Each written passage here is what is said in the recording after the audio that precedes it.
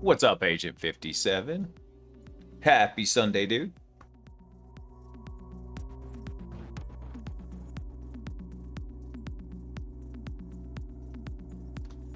Dude, Rabbit, first is a thing in every stream, no matter what.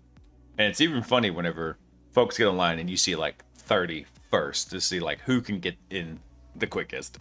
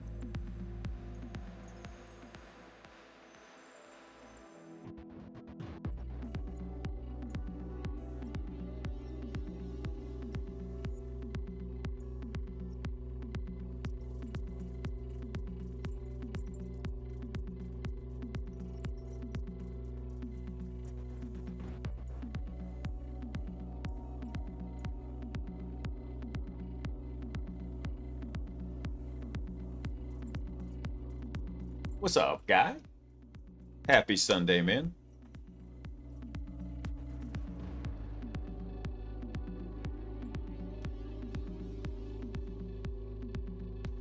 All right, just getting everything set up here. I need to update a piece of software. We do that right quick, fast, and in a hurry. Also need to open the traditional Jocko drink.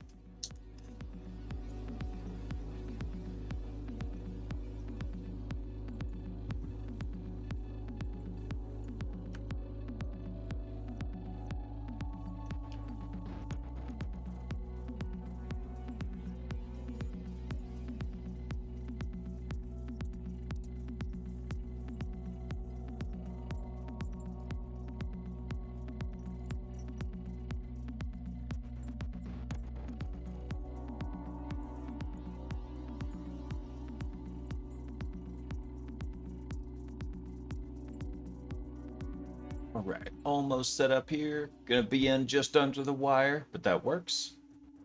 Man, I have considered streaming last night because we ended up coming back from the race early, but man, I was cooked. The race days are long days, man. But we had a really great time out there.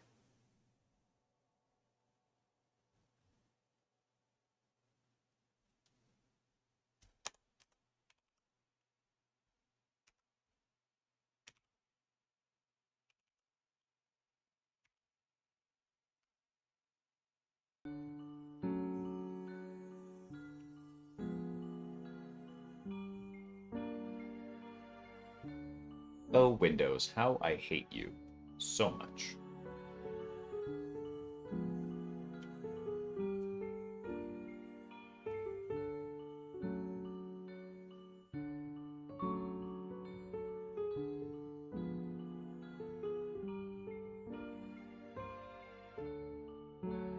Well, that's less than helpful.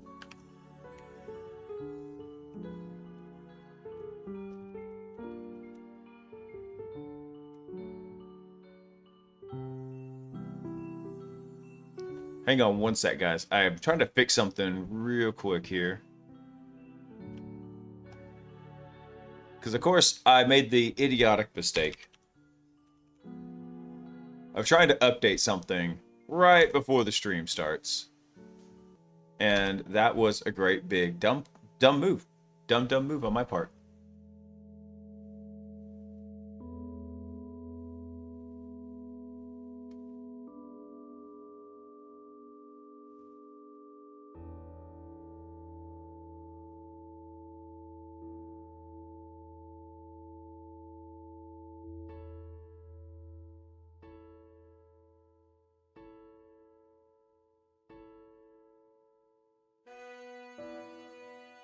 All right.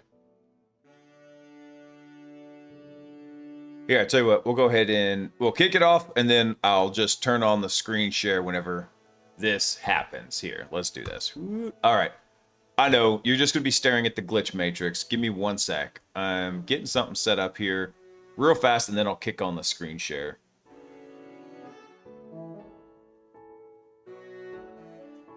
Something broke. This is unacceptable.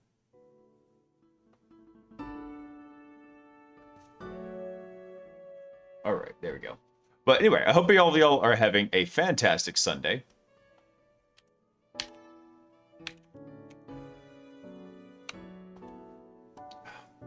Freaking Windows, man. Hang on.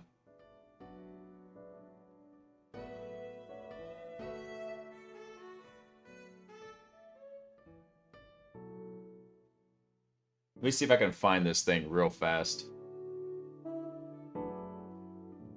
Because if I can't, it's going to be really annoying. Yeah, of course you're not showing up in here. That's all right. If I haven't already told you how much I dislike Windows 11 or the fact that I have to run it on this computer, this is your daily reminder. So, hey, Kitsap, what's happening? Hope you're having a fantastic Sunday. Sorry, guys, I'll get the screen share on in just a second. It's easier than just having the whole screen be in OPSEC mode while I'm fixing something real quick. Bear with me. We had a power outage apparently while I was at the race and reset all the computers. So I'm having to go fix them real quick. Okay, there it is.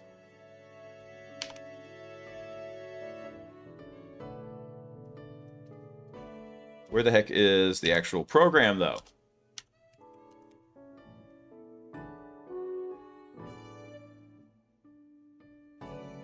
Forget, Windows 11 is so ghetto.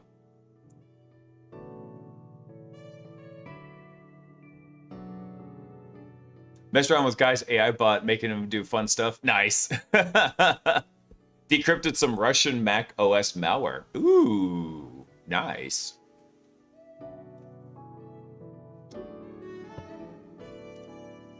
Is the stream lagging for anybody else? It looks like, actually, it looks like for once the bitrate is actually really solid. I don't know what's going on with it. All right, here we go. I think this is working now.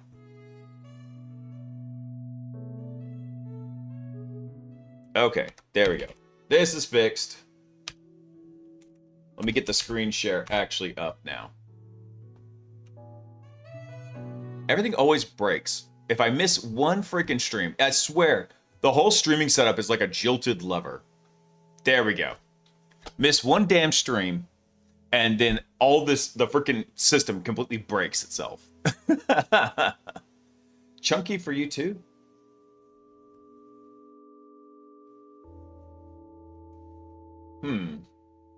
It looks like it's running okay on YouTube. For sure, what's going on with it?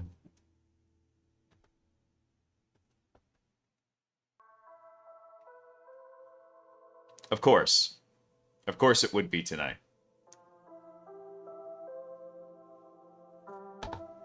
Yeah, Kick is not too happy with it, and it appears neither is Twitch. YouTube is running just fine, though, for some reason.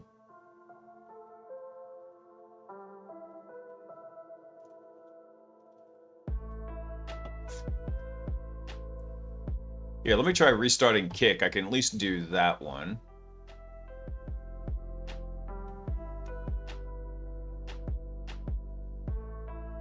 Let me see if that fixes it over there.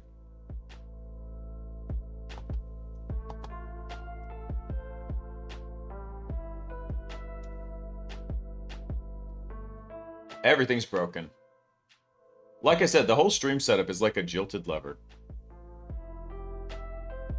Bullshit, I can't hear you. Sound off like you got a pair. I know, right, man?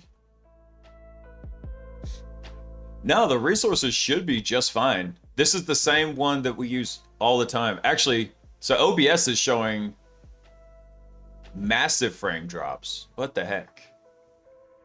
Hang on, I'm going to try restarting Twitch. Hang on 1 second.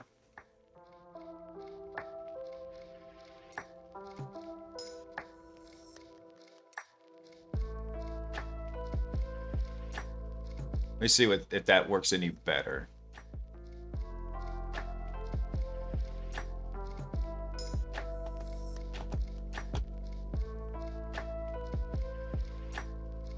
YouTube is still just being solid. Kick is just jacked. I think Twitch is looking a lot better now.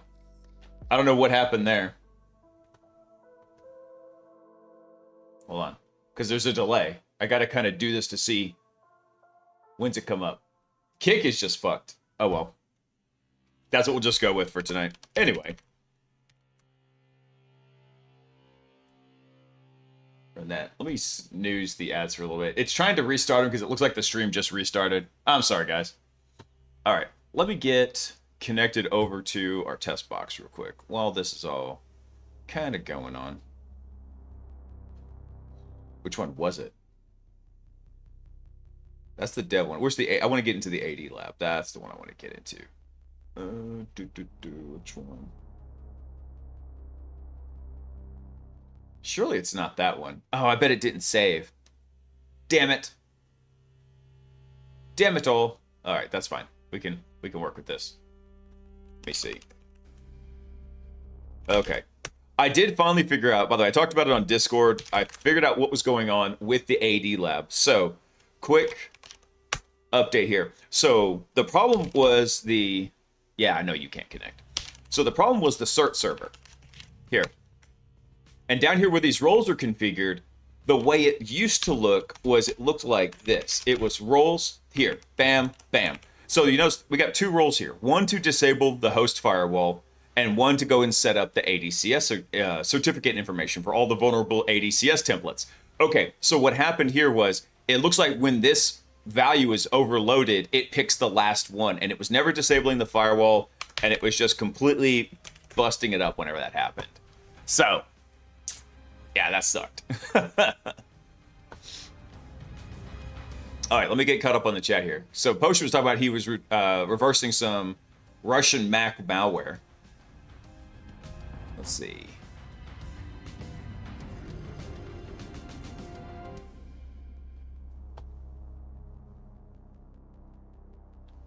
Quick question. Do you know how Amazon store cards work? Found a marketplace that sells them. They actually work for... I don't know. So typically, though, if you're looking at those, they're probably the ones that were scammed off of people. So I would say probably best to shy away from them. The other idea there is that maybe they have cracked some kind of generation algorithm. But considering that's Amazon, I really doubt it. Someone probably would have found that first. Hey, Pop, what's going on? All right. So after the range got all completified in here, everything deployed.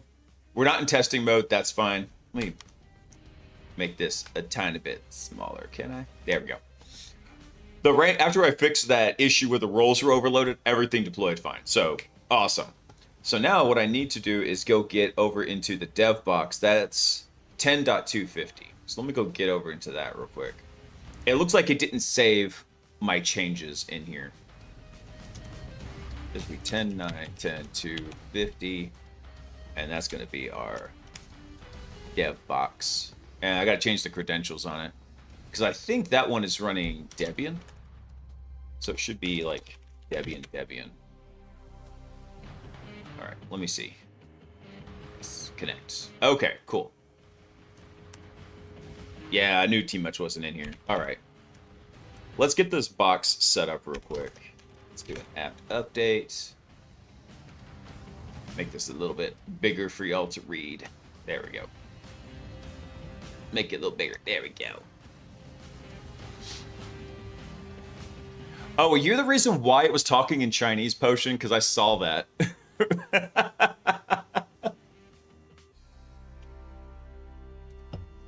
That's hilarious. All right, let me see. What do I need to do in the system? Let's see. Let's do it. Apt install. Let me see. What do I want? I want some tmux. I want some net tools. I want some Vim in here. Let's see. Hey, FY, I'm gonna go 5. Thanks for coming online. Welcome in.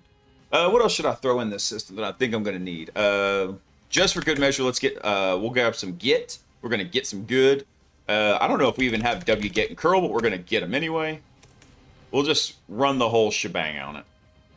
There we go. This is a very, very bare bones. There we go. Actually, hold on. I don't want to run that as root. There we go. That's better. This is a super bare bones Debian system in here. But what we should have, I need to add a new connection, because we should have the Kubernetes lab all set up in here with we should have a worker node and a master node, and we should have the complete SCCM lab deployed and all the ADCS exploits available too. So let's go add a new terminal. Where's my terminal? Where is it?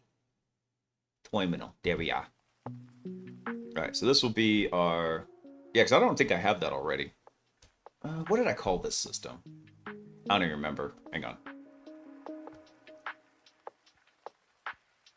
There's the Kate's control plane. It's probably got to be on the control plane in here, so let's go.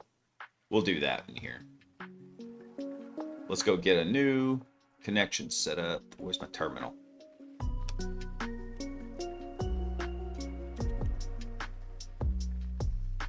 Terminal. I guess we'll do this one. It'll be fine. All right, let's call this the Kate's control node.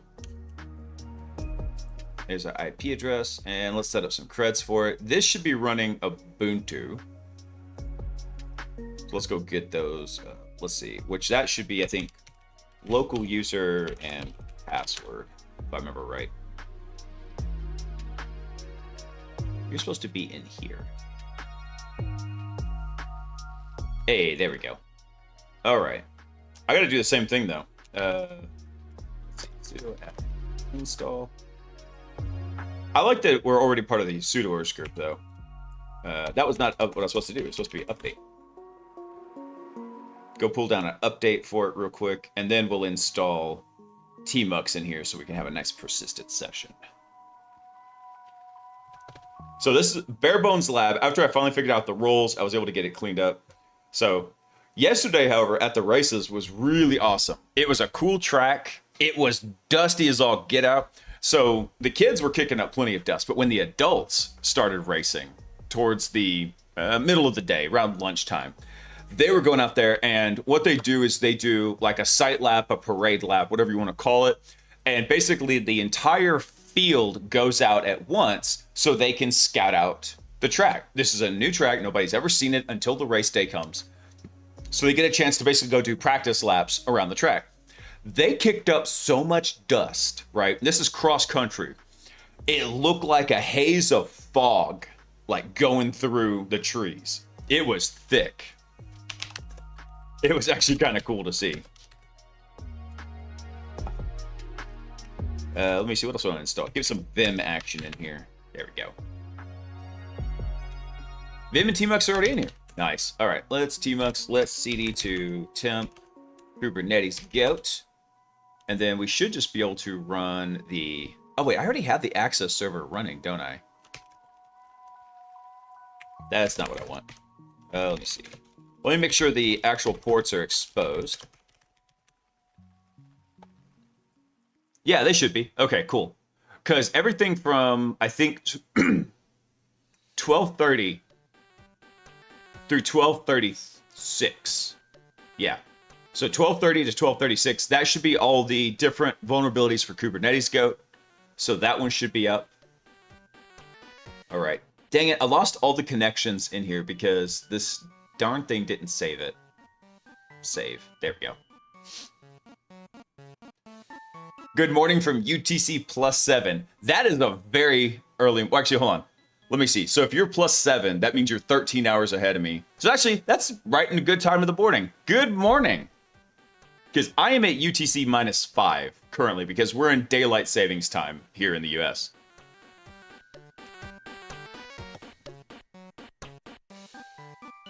Let's see.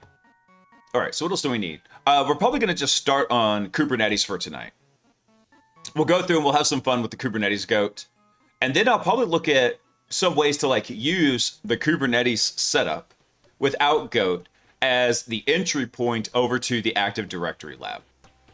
And well, so this lab won't have everything in there. Let me show y'all real quick. Let me pull up Proxmox. So here in the AD lab, look at members here. Let me blow this up.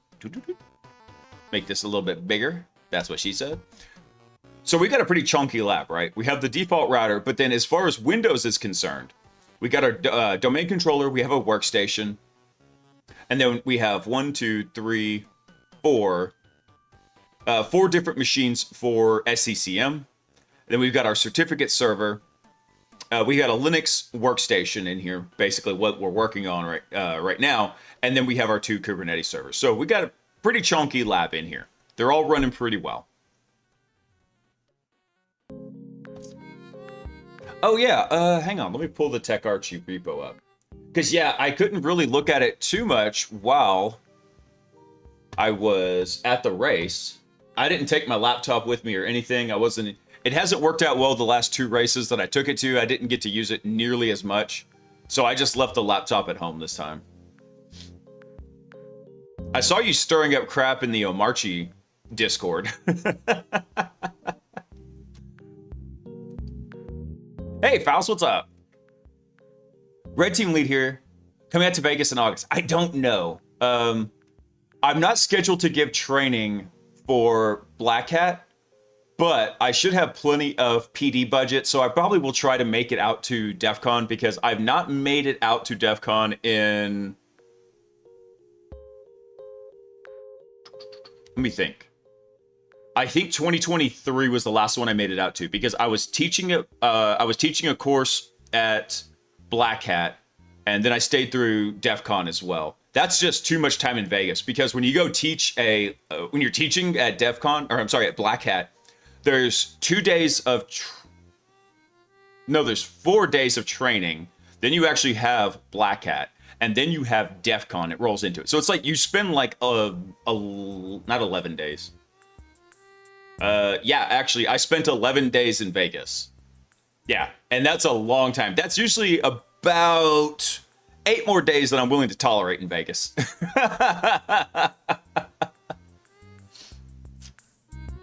Oh, it's electronic badge year? Oh, okay, cool. Okay, cool. If I'm going out to DEF CON, I'll let everybody know. I'll probably go link up with Tyler Ramsby and go crash whatever the Hack Smarter get together is. I'll just ride his coattails. You know, social engineer my way into publicity. But yeah, the last one I went to, the last one I went to was the last time they had it at Caesars before they moved to the new big convention center. There you go, Ford. Conference Smarter. Yes. I'll send that one over to Tyler. I'm sure he'll love that. Conference Smarter. That's awesome. All right. So back to before I got sidetracked. So Guy in chat here, this was once something he came up with, and it's he calls it TechArchie. Linux desktop tuned for performance. And actually, I probably will go throw this on my old ThinkPad and go test it out. Because I kind of like Omarchi, but Omarchi is a little bit too easy to break. I like the idea of it. I like Hyperland. I like a bunch of the configurations in Omarchi. However, I do need it to be a little bit more stable. And I don't really want to go like fine tune my operating system in some respects.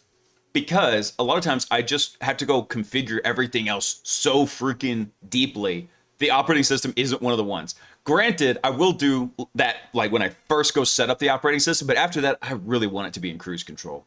I did that on this system when I unfortunately had to put Windows 11 on it when I was just trying to get it repaired and back up. But let's see. So the problem with Linux desktops is they're starting, unfortunately, this is very true. They're starting to be slow and power hungry. So they have generic kernel parameters, no per vendor hardware optimization. Audio is always a pain. Network throughput, yeah. And IO schedulers not matching the storage type. So he's kind of gone through and worked through this. So we forked Archie's entire install configuration and broke it into 2 phases: minimal base install and then full boot config. Going through and doing hardware detections, nice themes. Good. I don't want to go. I mean, I could go rice out my Linux, but dude, I did that a lot back in the day. I'm kind of over ricing out my Linux. Let's see. Web app system to install the web apps for. I actually really like that too. It's super handy sometimes. And then part 2 is the consumed DSM. So dank material shell is consumed as is, no forks or rebrands. Nice. Go back in a CLI. Oh, cool. And then you have an optional performance tuning layer. Ooh, nice. Very cool. Like I said, guy, I'm going to go take this and throw it into... Neari's included and it's more stable. Awesome. I'm going to probably throw this on... I don't know where it is. Somewhere around here. I've got my old brick of a ThinkPad. And I'm going to throw it on there and go test it out. Have some fun with it. So, I like the idea of it. I think it's going to be pretty cool. Yeah, I personally would prefer to have a less configured Linux that is more stable in there. Oh, you know what I need to pull up? I need to pull up the hate scope. Kubernetes goat. Let's go through here. We're just going to play with it. I'm still on the Kubernetes assessment that I'm working on right now and having a great time with it. Now, the Kubernetes that I'm working on at work is way different than anything we'll talk about in the lab because Kubernetes provides... I missed the best parts. Oh, my bad. Hang on. Let me go find it. I thought I got to everything.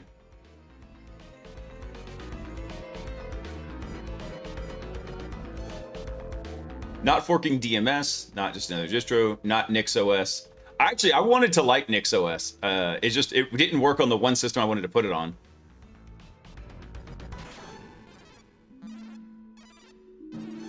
Current status. Okay, so you're still working on the design and research phase. Oh, okay, got it. I did like the idea of the design print, like I said, because we've talked about this. Performance tuning as the core value. No BS. No reinventing. Documented. Yeah, I like it. I think it's a great idea. Also, I'm always in favor of people having more choice for everything. Oh, you're gonna work on a restore system. Sweet. So right now the foundation is performance tuning packages, which you've got. Fork March of the installer for the hardware detection. Consumer DSM. So this is all the stuff that is in the works right now. Cross distro will sound kind of cool, especially because I'm really familiar with Debian. I'm not as familiar with Arch. I haven't used Fedora in a long time. Ubuntu I use when necessary. Extending support to Gentoo, that's a heavy lift. Tech Archie. I like that. The speedy Linux. Oh, Dank Linux is already multi-distro? Oh, okay. I've never messed with Dank Linux before. All right. Well, let's get digging into this. Oh, hang on one sec. I'll show you all something real quick. Since we were talking about everything going at the races, I think I posted this up on Discord, but let me find the video real quick.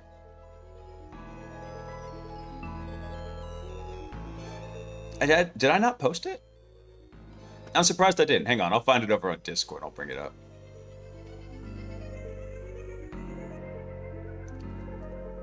Yeah, here we go. Let me... Can I not bring that up? Won't let me. Ah, that's annoying.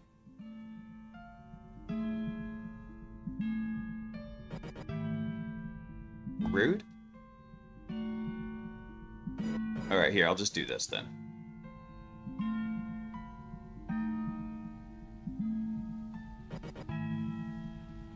Why is this thing... There we go. Hang on.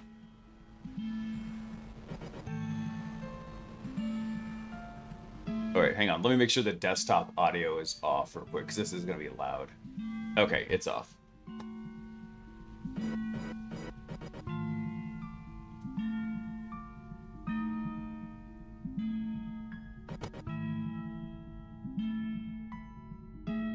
What did it do? Hang on. This is a video of Agent Zero. Here we go. So that's him, and he hit that clear spot and just hit the ground running. Just tearing through there. He was hauling. His average speed around the track was 14.5 miles an hour. The fastest kid out there, though, who's a good buddy of mine's son, his son was doing like 15.5 miles an hour.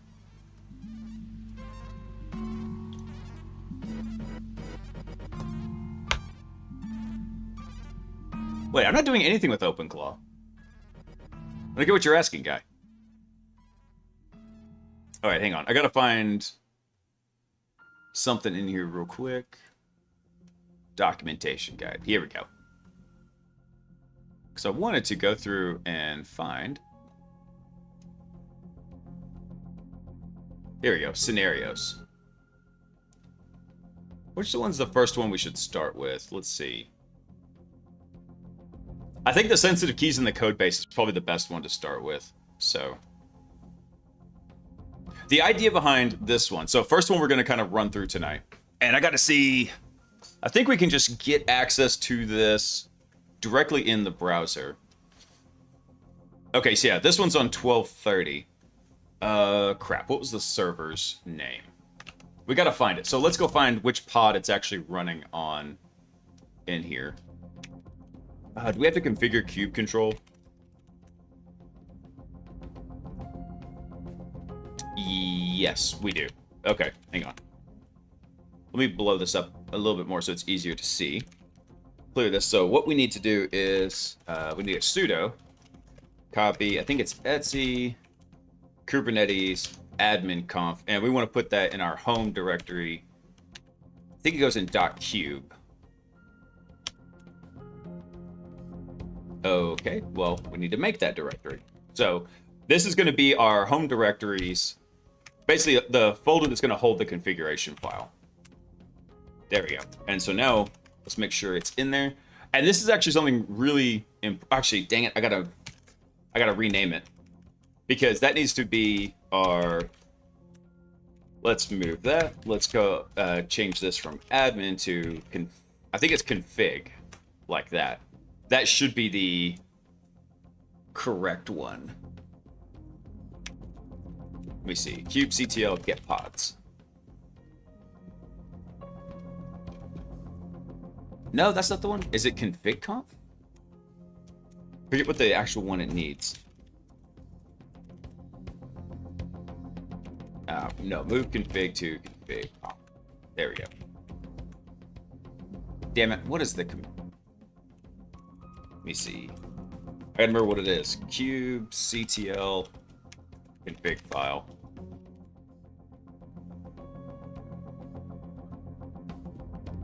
Yeah, it should just be config. Oh, you know what? I think I didn't change the permissions to it. Yep, that's it. Hold on. Okay. Move it to config. Let's see. I think I need to chown it. Chown to local user, our config file. There you go. That was probably, yeah, that was the issue with it, because when it was up here, it was still root. We did not have read-write access to it. So now, why you do this to me? Why you do this to me? Okay, fine. You know what? If you want to use that one so bad, you know what we're going to do? Here's what we're going to do. We're just going to chown that. Because it doesn't matter, this is not a production system, this is a test system. Now, this pisses me off. It should be home.cube/config. That was the...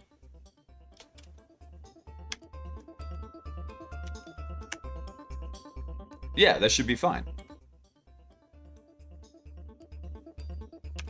Let me see. Why is this not running? So we are running as local user. We're not running it. Let's do big U.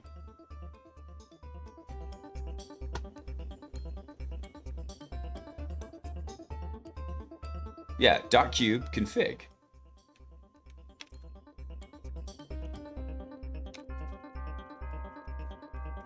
Because this actually is an important step, because one of the things I've done in the past is I was able to steal that config file and then have kube control access to the cluster from somewhere else. So let's get started on that real quick. Now, why is it not registering that? .cube /config, yeah.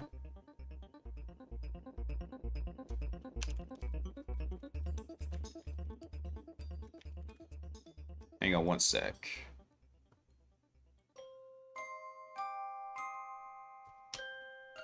Oh, you know what we might have? Let's do. No, that's not it. That's not what I want. We might already have a kube config.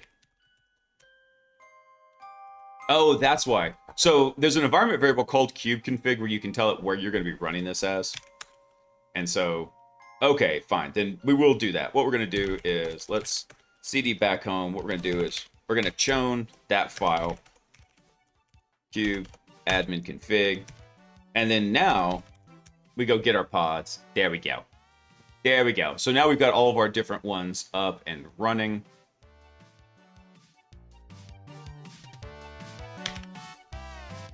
Let me try something real quick, actually. So I want to duplicate this one because I want to go double check something, because I am still rusty on what was our worker node? I don't remember. Node 1 is 2020. All right. Oh, go back. 2020. Let me set this up. Let's go get over to the worker node real quick. We'll pop into tmux there too.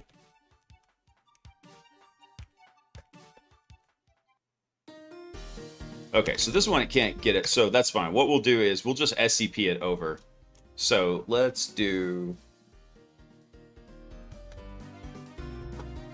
How can I do this? Let me check something else. Do we have that same cube one set? Oh, that should be grep. Okay, so nothing in there, so that'll be fine. So what we'll do is we'll just SCP that over. We'll go from 10.9.20.1, and then we'll go at home.cube config, and we'll just copy it right here for now.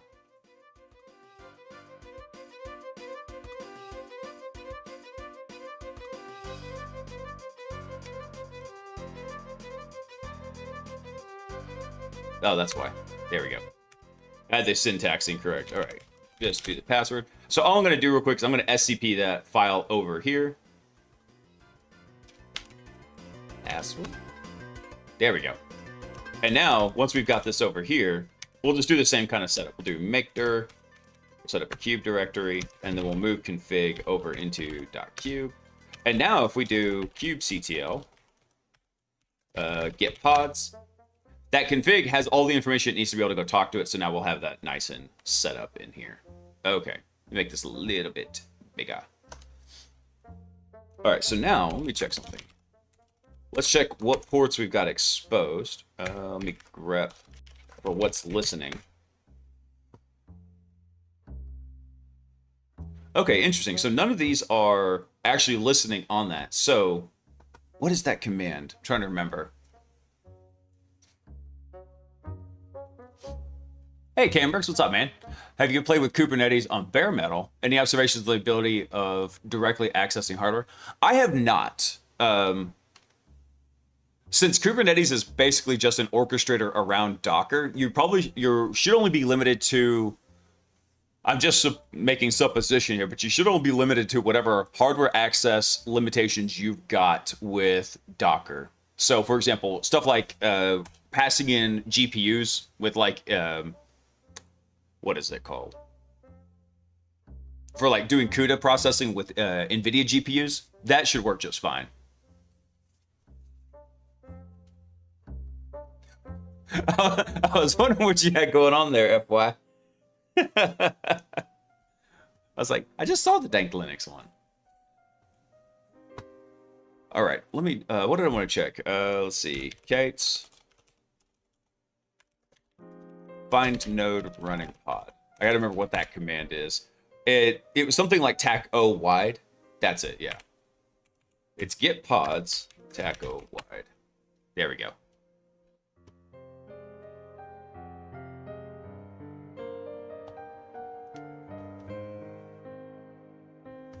And then what we do is just go get the pod name. And I think it's this one, poor registry deployment. So I think that is the one right there. That does not show us it.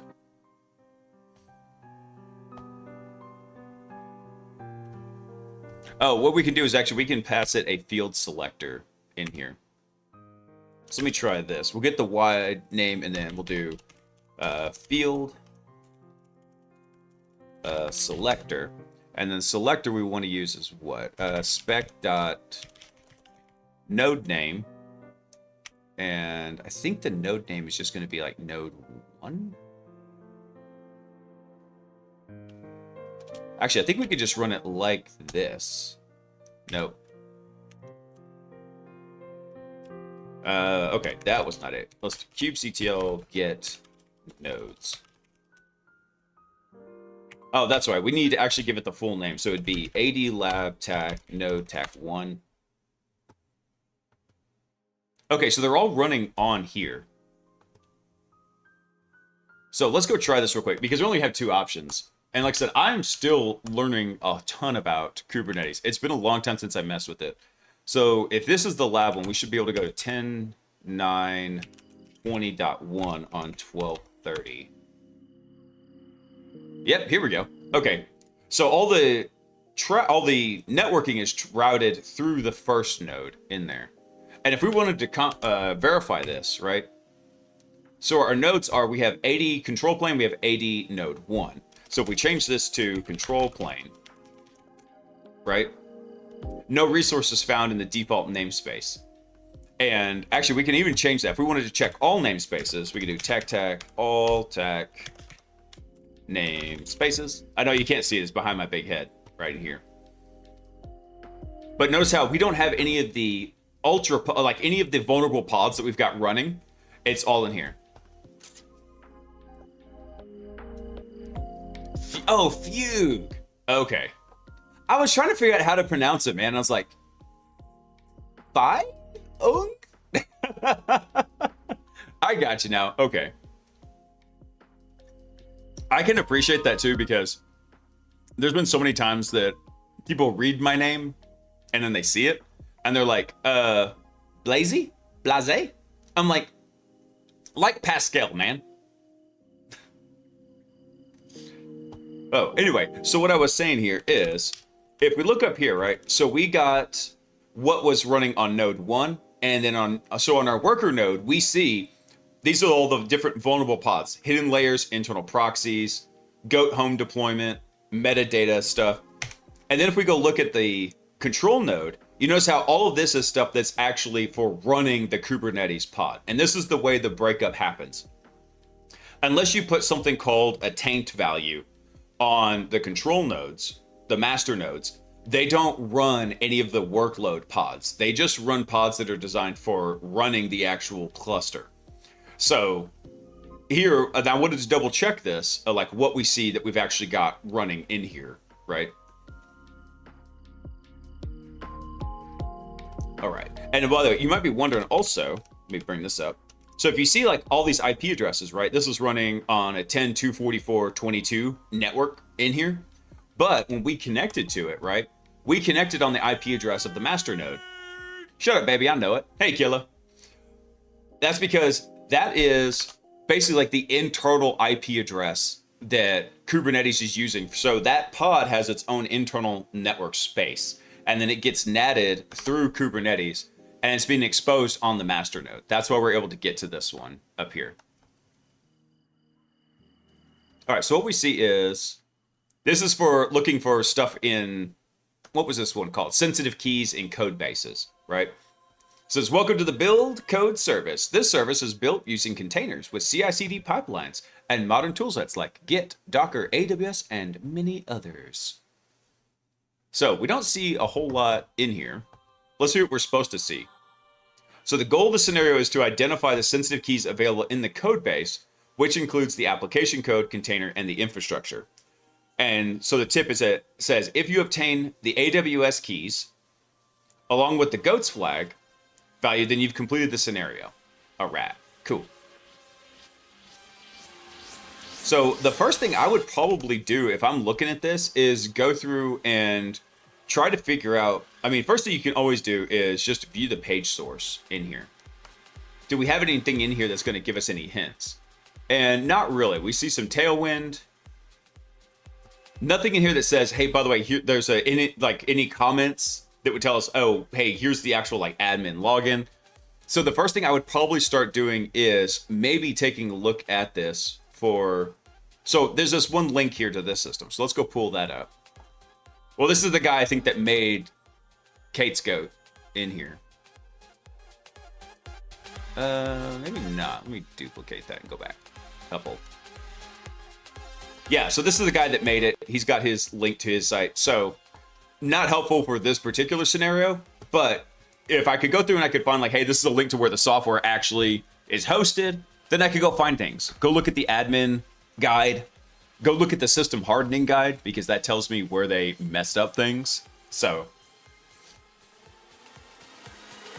hello, young man. Dude, I was not feeling young earlier. So I was out sick from work on Thursday. Friday, we headed out to the race, and I was feeling still really rough. Thankfully, this morning I started feeling better. And so I was not feeling young the last couple days.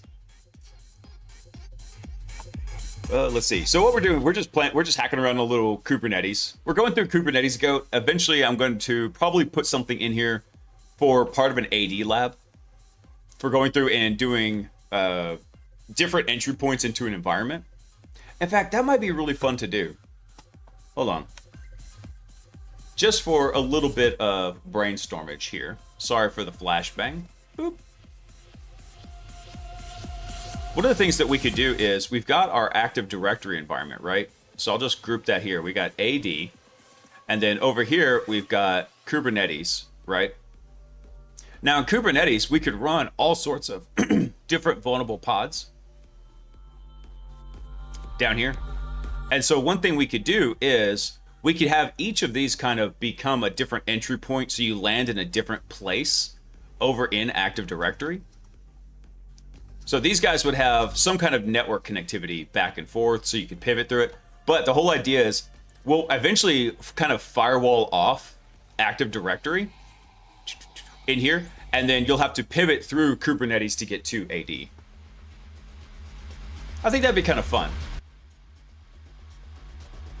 My grandson was born this past Thursday. Dude, that is awesome.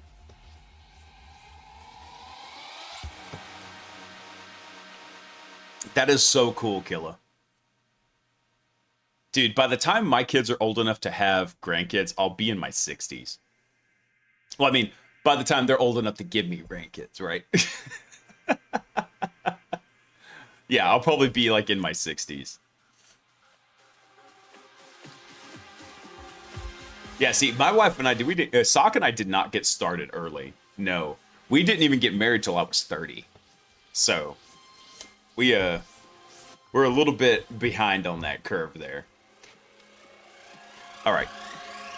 Hang on, let's chill out. I want to chill out for just a second while the ads are running, because I'll explain kind of like what we're doing with this. I think this would be actually pretty cool. Maybe we could have a couple different workstations. We could expand the lab a little bit, and each of these goes to like a different workstation in there, depending on which one you compromise. Actually, even one of these in here, we could have it set up like this, right? Where one of these, you actually have to kind of bounce through Kubernetes, and then you could bounce over into AD.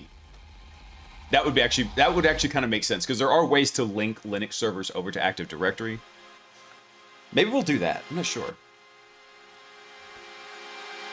Hey, Cankles, what's up, man? Happy Sunday. Yeah, Kubernetes is pretty cool, and in fact, it's kind of in some ways very similar to Active Directory in that it can be really damn vulnerable by default.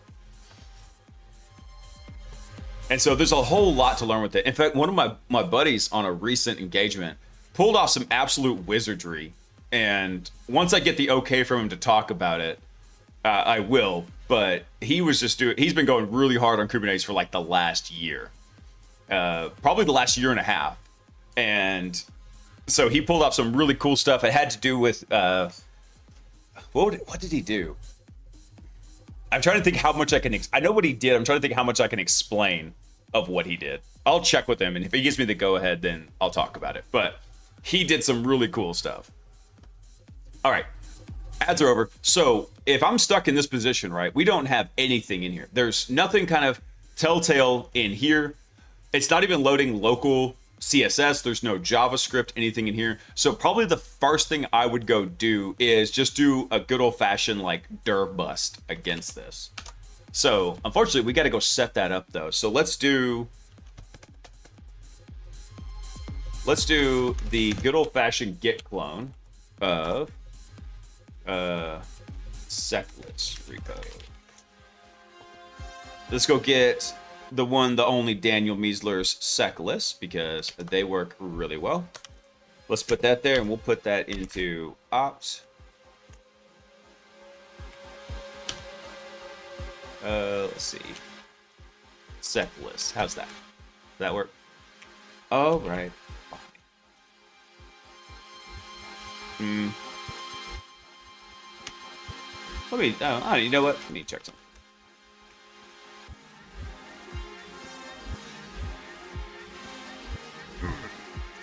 Damn it, this is a new system and it doesn't have my aliases in it.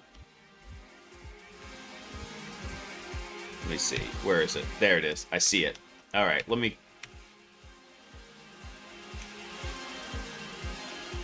All right, there we go. I gotta have that because I'm gonna hit that so much. All right, so now, who's that owned by? It's owned by root. Do I really want to do that? All right, fine. I'll git clone it, and I'll just sudo git clone it. That's fine. We'll pull that down. Because then once that's down, we'll go get something. What should we use for fuzzing? Because what we're going to do is we're just going to go do like a directory bust against it. We'll see what we got.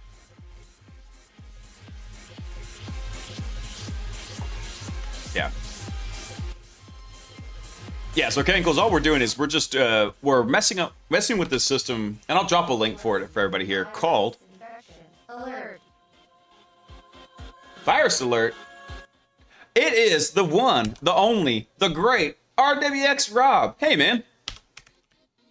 Hope you were having a fantastic time. I'm so happy to see you streaming again, dude. Yeah. Dude, I'm really happy to see you back on stream, man.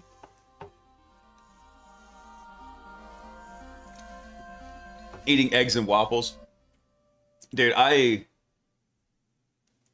ate, so Sock started making this like carnivore bread, and it sounds really weird, but basically it's eggs, cream cheese, and like egg white powder, and like some cream of tartar, I think. And you mix it up, you bake it in like a bread pan, and you slice it up, and dude, it looks just like very tasty, kind of dense bread.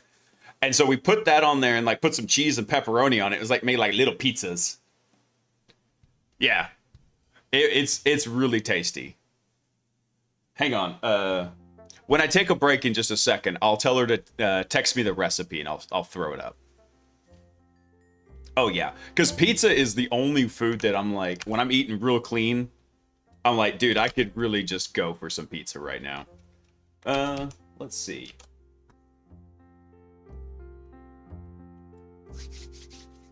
Oh yeah, dude, I understand, man. Thanks for stopping by and welcome in. By the way, Raiders, for everybody who just came in from the great RWX Rob stream, my name is Blaise. I am a penetration tester and red teamer. I've been doing that for 8 years now.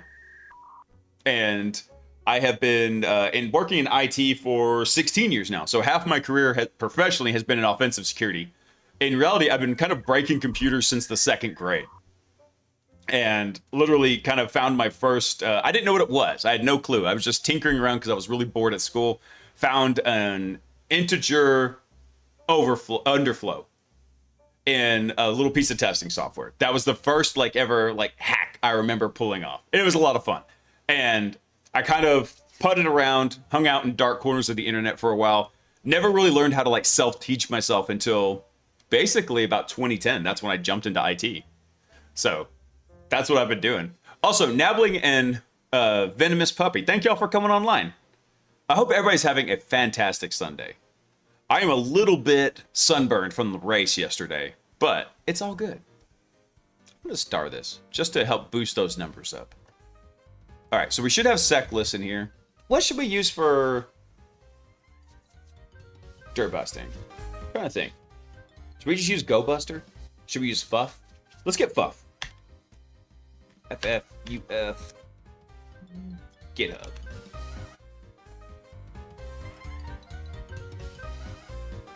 Wait, that's Fuff scripts. Hang on. We'll go get some Fuff. I don't use Fuff very much, so I was like, you know what? Let's go do that.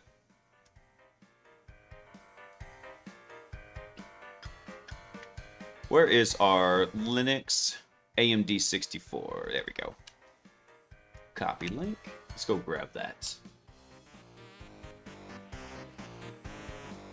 Ta-da! And then let's extract that. Let's see. So it's a gzip, so we're gonna extract that. XZR. Oh, yeah. Forgot the F in there. Okay, and then let's do sudo. Let's go install it real quick. So we'll do sudo move buff over to user bin. There we go. Excellent. So we've got that up and running. Seclist is such a chunky repo. He probably needs to like rebase it, maybe. Or maybe I should have just done the zip download. That probably would have been faster than just git cloning it down. Oh yeah. Now it's sponsored by Jocko, which you can't see because it's green. It's perfect chroma green yet.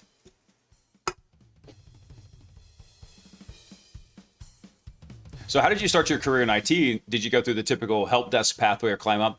I kind of did, but it was slightly different. So I was going through a course in Cisco networking at a local 2-year college, like you might like call them a junior college or a city college. But I was very, very fortunate because it had a world-class Cisco networking lab. It was amazing. And I worked there, worked really hard. I was super interested in learning networking for no good reason other than I saw the racks of the routers and switches in the back of the classroom. And I was like, I want to learn how to work on those. And my buddy said, you got to take the Cisco class. I'm like, done. Signed up for the Cisco classes. That's literally all there was to it. But it was a fantastic intro to proper like IT work. And as I was working there, they really liked me. They hired me to work in the lab, kind of tutoring students. And then I was kind of promoted to like full time while I was still going through school. So I was helping students, taking care of the lab. And then we started getting some new servers in there. So I was maintaining the servers for it. So I kind of got like the like help desk and server maintenance and hardware maintenance all like combined into one. And I did that for about 5 years while I was finishing up school. After that, I actually went and started working as a security analyst. And then after that, I started working as a security engineer. And then about 8 years ago, in fact, it was almost like 8 years ago today, pretty much. It was like in March sometime. Started working as a penetration tester. And so that's what I've been doing ever since. Remember, we did this not because it was easy, but because we thought it would be easy. Cypher. Truer words have never been spoken.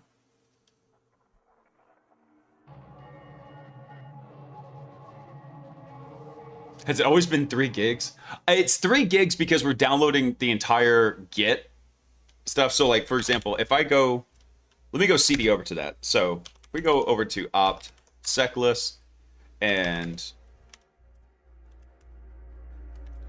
right. Oh, that was it. What is it? I want to do think du tac h, right? and we look at the .git directory. The .git directory alone is 3.1 gigs. So the .git directory has a list of all the changes and the commits and everything else, right? So if I go nuke that off, then it'll be fine. I could just go pull down the latest copy. That's really all the deltas is what really makes it blow up like that.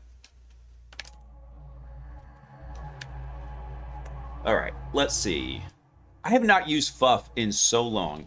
Let's see.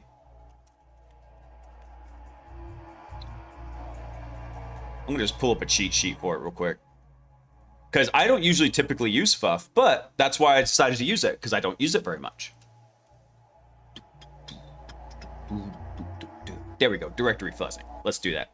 So, let me go CD back over here. So let's do FUF. And then for the word list, what I like to use is we'll do opt sec list, discovery, web content. We'll just start with the raft small lowercase. Should be. Yeah, directories lowercase. So we'll just start with that one right there. And then we got to tell it what we're going to actually be fuzzing. So the URL is going to be http, and it should be 10.9.20.1.1230, and then we'll put our fuzz string right in there. Yeah, that's what we'll do. We'll let it run. It's probably not going to find anything, but this is what I typically would do if I was trying to come through here. Well, actually, we found a ping directory. Oh, I love pings. I too have a thing for nice racks. Damn it, Ken. I'm not saying it was a nice plump rack that attracted me to Cisco networking, but it was a nice plump rack.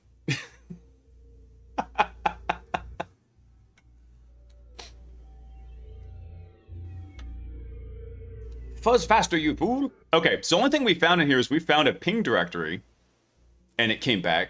So let's go check that out real fast. Let's go see what's in there. So if we go to /ping, what do we have here? We have Pong. That's it. Okay. So that didn't come back with anything. We could try a bigger list in here.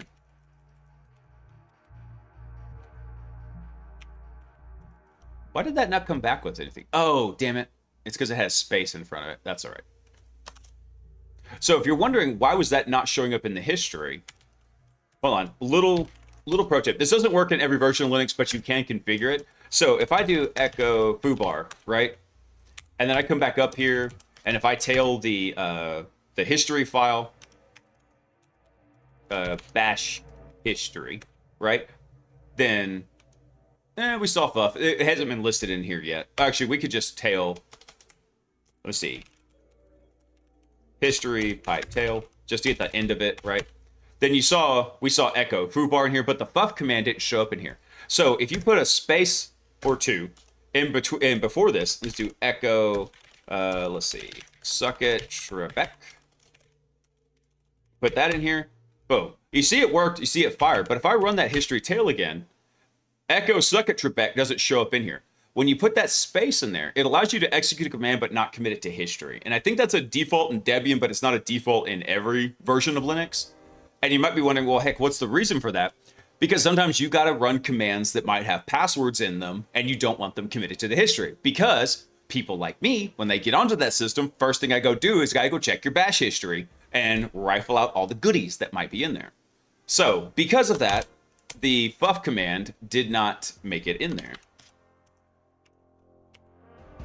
Wait, where's my... No! Damn it, I lost the FUF command. Son of a bee sting. Alright, that's fine. I need to practice with it anyway.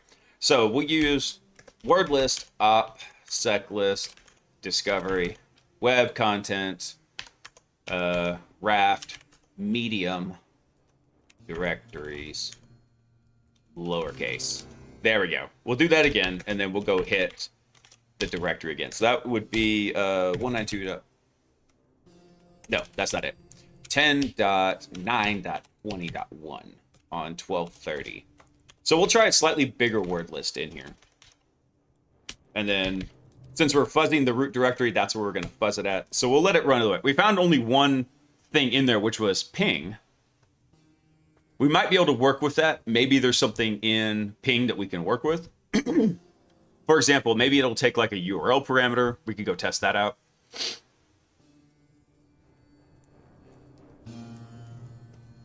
Yeah, no, it doesn't work on Cankles and Bobby. It doesn't work on every version of Linux. You can configure it to work like by putting it in like your bash RC. And I think it's just a default in Debian. So that's why it did it in here.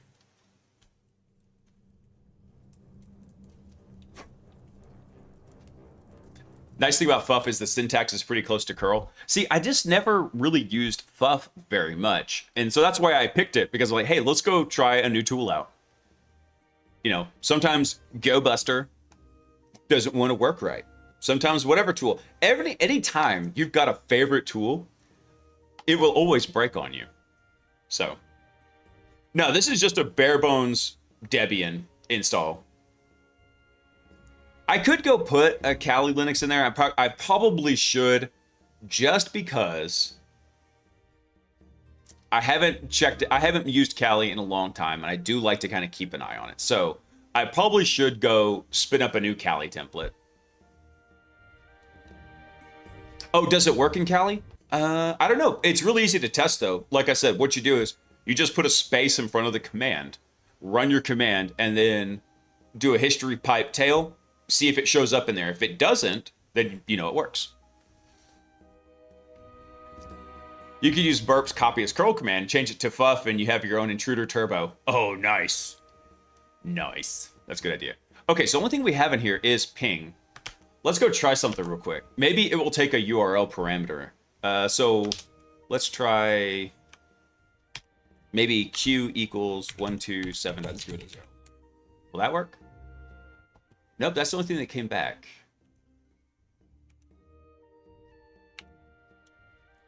What about if maybe there's a .git directory? Cannot get .git. Rip. What about path traversal? Can we do like a very basic path traversal? Let's see. Oh, you know what? This probably won't work though, because the browser tends to not like that. I tell you what, let's just curl it real quick. Let's do a curl against that. So we'll do 10, 9, 20.1 on 12, 30. Okay, so it's not returning, it's literally just returning the word Pong in there. But let's try this. So we got to do a little bit of, I'm going to put some verbosity in here. And then we'll just try something here. Maybe one of the query parameters will work. 127.0.0.1. Let's see if that will work. Came back with just a Pong in there. I think Kali did switch to ZSH by default. Let me grab something. I'm going to move this to my other monitor real quick.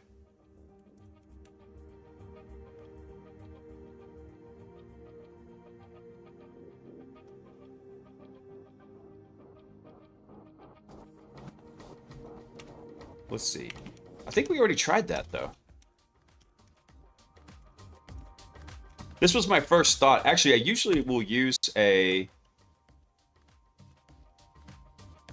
I can't believe... Hold on. I can't believe that wouldn't show up in here, though. Hold on.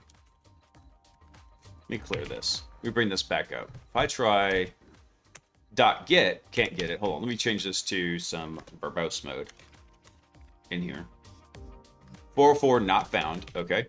So then if we do /, what do we get? We get a 404 not found again, but okay, so we can find the git config in here. There was actually something that I'm surprised that didn't show up in here. Let me see if I can find it. Let's see. Web server standard for exposed .get files, because there was another tool I have used for this in the past.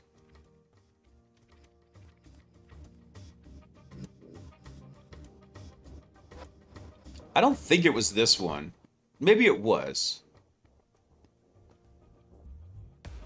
.get expose scanner. That doesn't sound right. Is it this one? Maybe .get? Yeah, I think this was the one here. Because that was my first instinct. If we didn't find anything from just searching for it, then this is something you could also do, is something like this tool. This looks a little bit... I don't know when the initial commit was. Let me see. Now, this is actually a fairly new tool, so this couldn't have been it. But something like this, where it will go through and do this. So this is not the correct tool I was looking for. Dang it, what was that?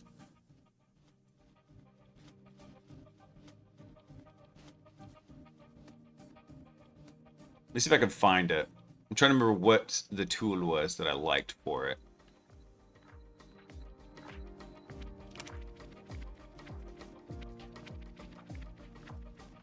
Because I found this on a penetration test, and the company actually didn't even know that the web server was theirs until I found the .get config was exposed. And when I found that, I pulled down the source code, and it had all the references to their company. So I found a piece of shadow IT they didn't even realize was there. Let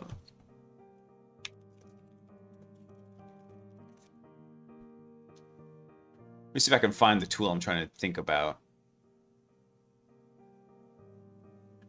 I mean, I guess we could do it with straight up FUF. Let me see.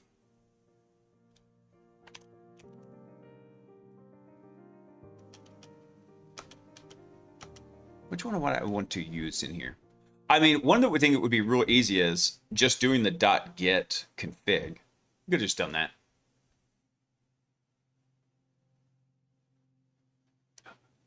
I came up with terms for AI entities, and I found out... I found it out with my AI man. So AI man, like human, then came up with AI gent. It sounds like an AI gentleman. All right, hang on one sec, guys. We'll pull down this Git in just a second. I gotta run to the bathroom. I'll be right back.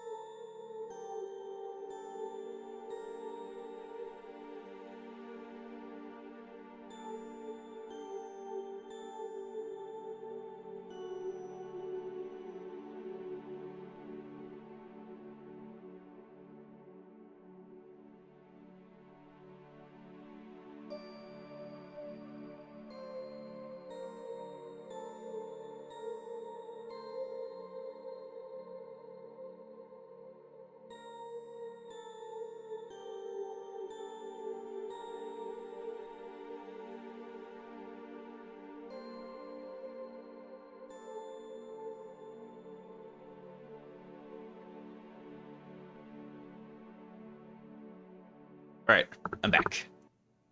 Y'all can't accuse me of anything. Okay. Let's see. This was not the tool I was looking for, but you know what? We can actually go find it. It's fine. There was one, though, once you find the exposed Git config. Dang it, what was that one? What was that tool I was looking for?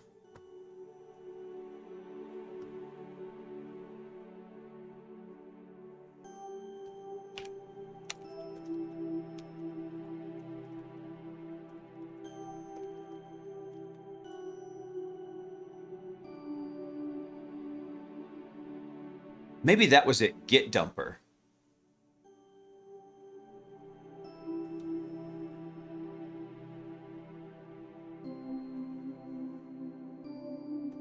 Let me see, one sec. I am looking for it right now.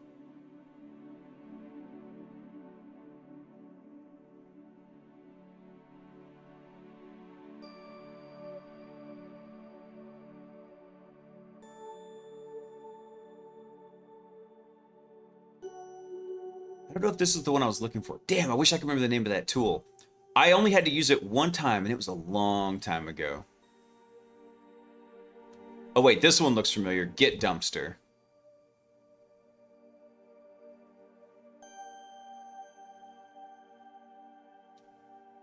Yeah, I think this was the one. Here, hold on. Let me bring this over here. I think this was the one I used. It's old enough to fit it, and it sounds familiar with Git Dumper and Extractor and Finder. So this has it broken up into 3 parts here. So you can use this tool to find websites that have a .git repository exposed and available. Then Dumper can be used to download as much as possible found in the .git repository from the web servers that don't have directory listing enabled. And then the Extractor, there's a small bash script to extract commits and their contents from a broken repository. I think this was the one, yeah.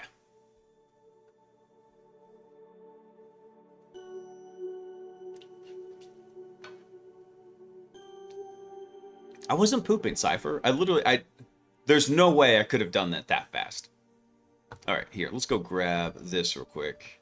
I believe we're going to need some Python for this.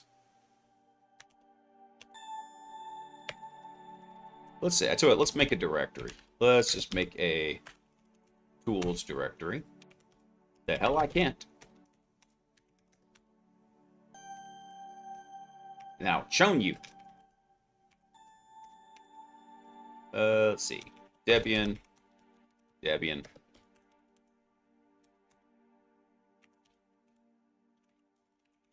There we go. All right, so now in /tools, what we'll do is we will git clone this guy over to tools.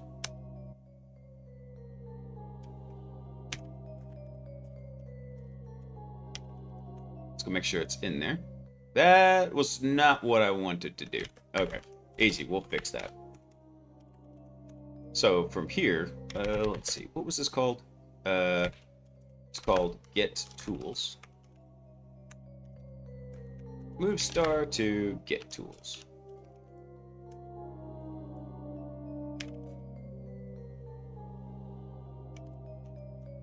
All right, that didn't do what I wanted it to do.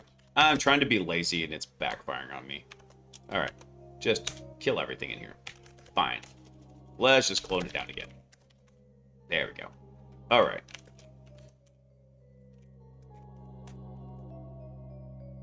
There we go. And then let's CD over to, just for completeness sake, we'll go to Finder.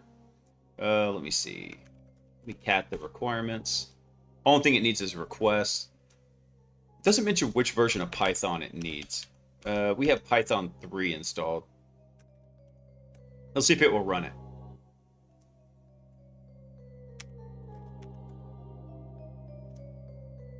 Input file. Okay, we need to have an input file. So we'll do inputs, txt. We'll just dump it in here. So what we want is, we want to go to hit up 10.9, 20.1 on 12:30. I'm assuming it needs a URL. Do we need an output? I don't know, we'll find out. Scanning and finished. Oh, do we need an output file? All right, let me try that real quick. Let's do out. What's that? txt. That was not correct. There we go. So it didn't. Oh, interesting. So it didn't find it on that server. Let's go look at the code real quick. Is this the SCCM target? No, this one in particular is not for SCCM. This is just us messing around in Kubernetes for tonight. Let me look at the Finder in here. Because the input says input file, but doesn't list like what it needs for the structure. So let's go see what it's looking at in here. So when it reads tag I, that is going to be, oh, so default is just input.txt. So we're going to add that parameter. I think it's just going to be called input file, if I remember correctly. There we go. That's it? Oh, actually, hold on. So it should be domain file is what we're going to look for. And then, oh, so then it goes to domains. Pool map fun to domains. And then, so pool process max as pool. Fun is partial find get repo, which is here's find get repo.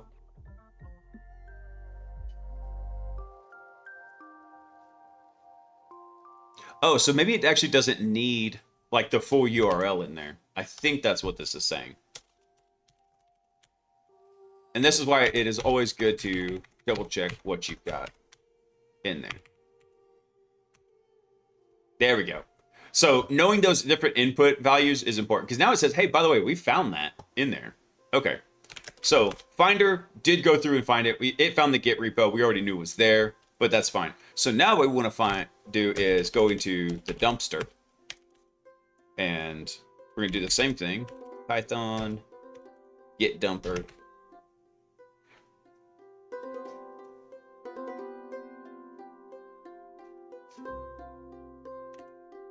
I wonder why it's saying that's an error. This is an older version of a tool, though. Let's see, git dumper. Oh, you know why? Because I'm an idiot. That's a shell script. That's not a Python script. Yeah, that would help.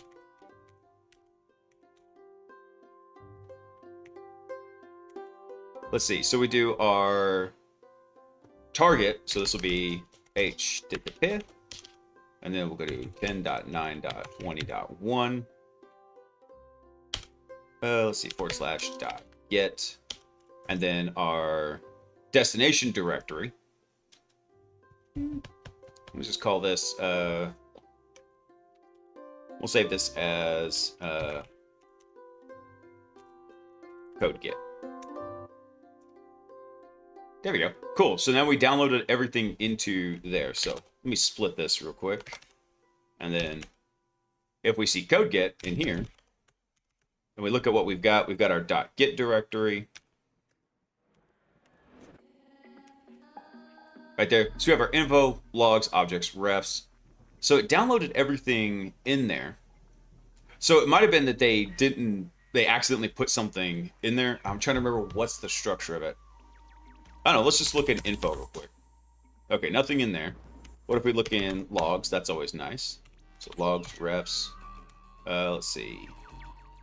Heads, nothing. Remotes, origin, nothing. All right. So what else do we have in here? We have our objects and our refs. I think refs actually has, that's our works in project. Objects, info, nothing in there. Okay, so refs is where we need to be. So let's go into refs. And then let's see what's in work in progress first. So we're just kind of rifling through this. I think there is another tool to go through and kind of work through this. All right, so nothing in there. But we do have, instead of index, we also have work trees. Refs, heads. Nothing in there. And so that was all in work in progress. I think we already looked at heads, didn't we? So let's look in remotes. Nothing in there either. I'm trying to remember where. Okay, let me make sure I didn't forget something in here. Because what we're doing is we should have, I think actually we could use extractor to come back through with this.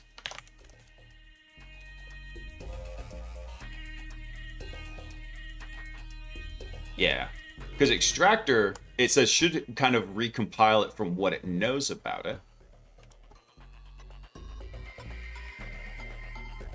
Iterate through all commit objects in a repository. Try to restore the contents of the commit. Commits are not sorted by date.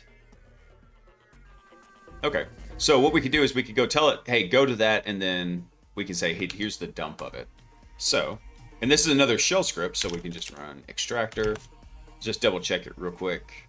So the get dir, that's gonna be home, code get, and then for the output, we'll do the same thing, but we'll call it the dump.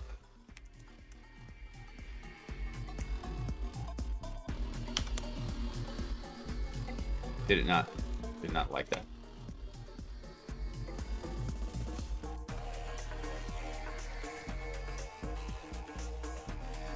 Oh, I'm an idiot. I left the tac H in there. It's like, why is it doing that? Okay, so now, let's come up here. Oh wait, I was already there. Damn it. All right, there we go. I've lost track of where we were in here. So let's go into code get dump. I see. I didn't reconstruct anything. Damn it. I thought that would have done that. Another thing we could also do is we could have gone through and just used wget to try and mirror it down.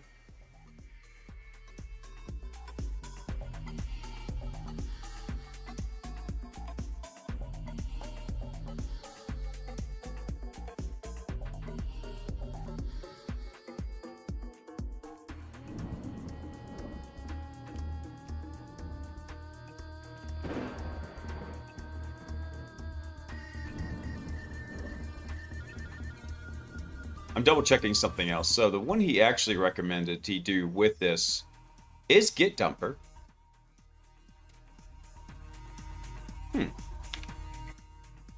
Don't have the pips in here. That's fine.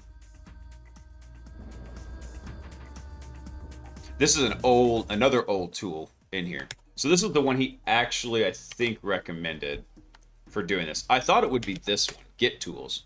But this is the one he actually recommended when you're going through this part. And this one's old enough, too, that maybe this is what I had used in here. We can actually go through and you can point it to the .git directory and get it. But if we do this one, we will need to do a little bit of virtual environment magic, which I'm not too keen on doing, but that's fine. That's fine. We'll go set this up. All right, so CD to tools. We'll clone this down, and then we will CD over to Git Dumper. Now, actually, I'm going to do one more thing real quick. I'm going to keep using UV until OpenAI butchers it.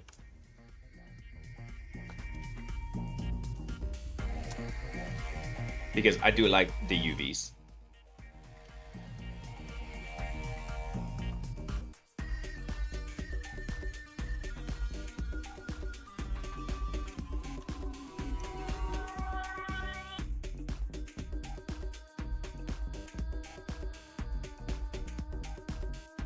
So it said everything. I'm double checking here. So we do need to your path, you either have to restart your shell or run source. Let me see. That go ahead and just add it to our bash RC. Let me double check here. Oh, it did. Okay. So there we go. So it just added that as a dot file in there. Perfect. So we don't have to do whatever command they just did. We can just resource that. There we go. And now we have UV. Nice. All right. So let's do. I don't remember how to do that in UV. UV.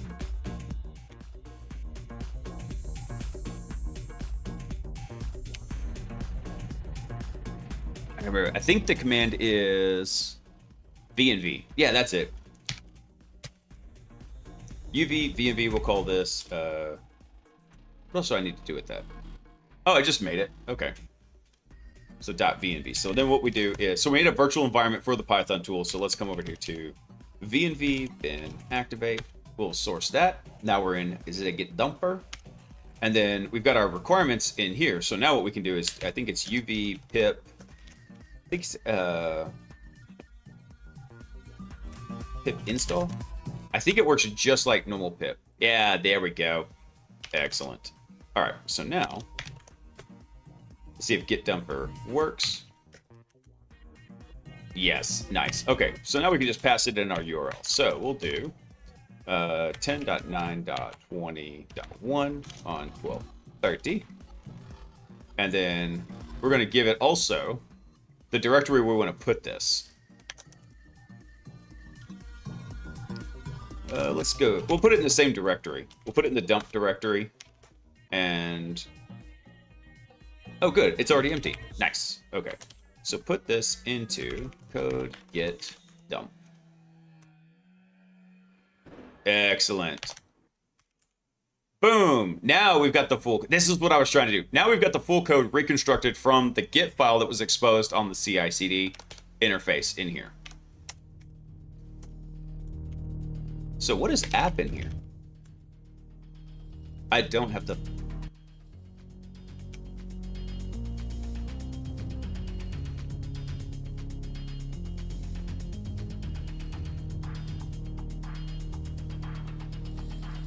I gotta go add something to the bash RC real quick, because this is gonna happen so much. This is an alias I just started putting into all my commands in here.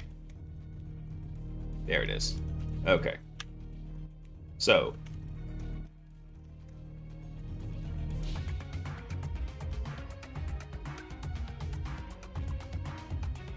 There we go.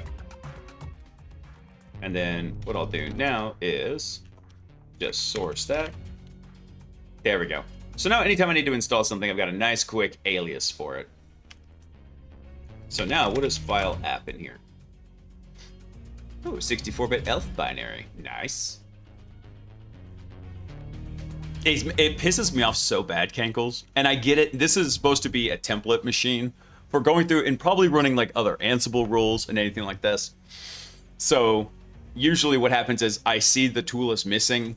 I type in my little alias and then the tool I want, and it just drops it in there.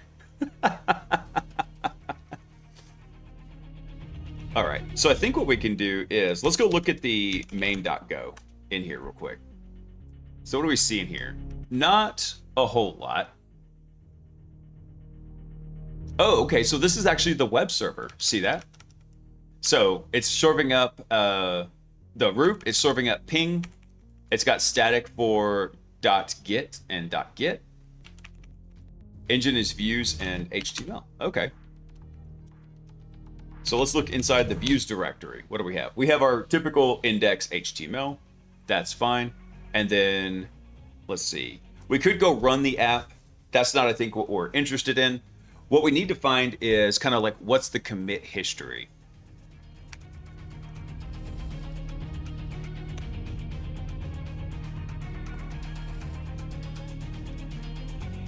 Oh, so we want to run the git log command in here. Okay, update the docs, endpoints, and routes, included custom environment variables. This one might be juicy right here. So this commit right here, what is this one? B576. We might want to go look at that one in here. Basic working fiber. Okay. Updated endpoints and routes, updated docs, final release. So this is kind of something we want to go take a look at in here. Let's see. I think we can actually just take this. Custom environment variables. I believe this is the one that we'll want right here. Just like that. Let me make sure I got that. Okay. And I believe we can just do git checkout.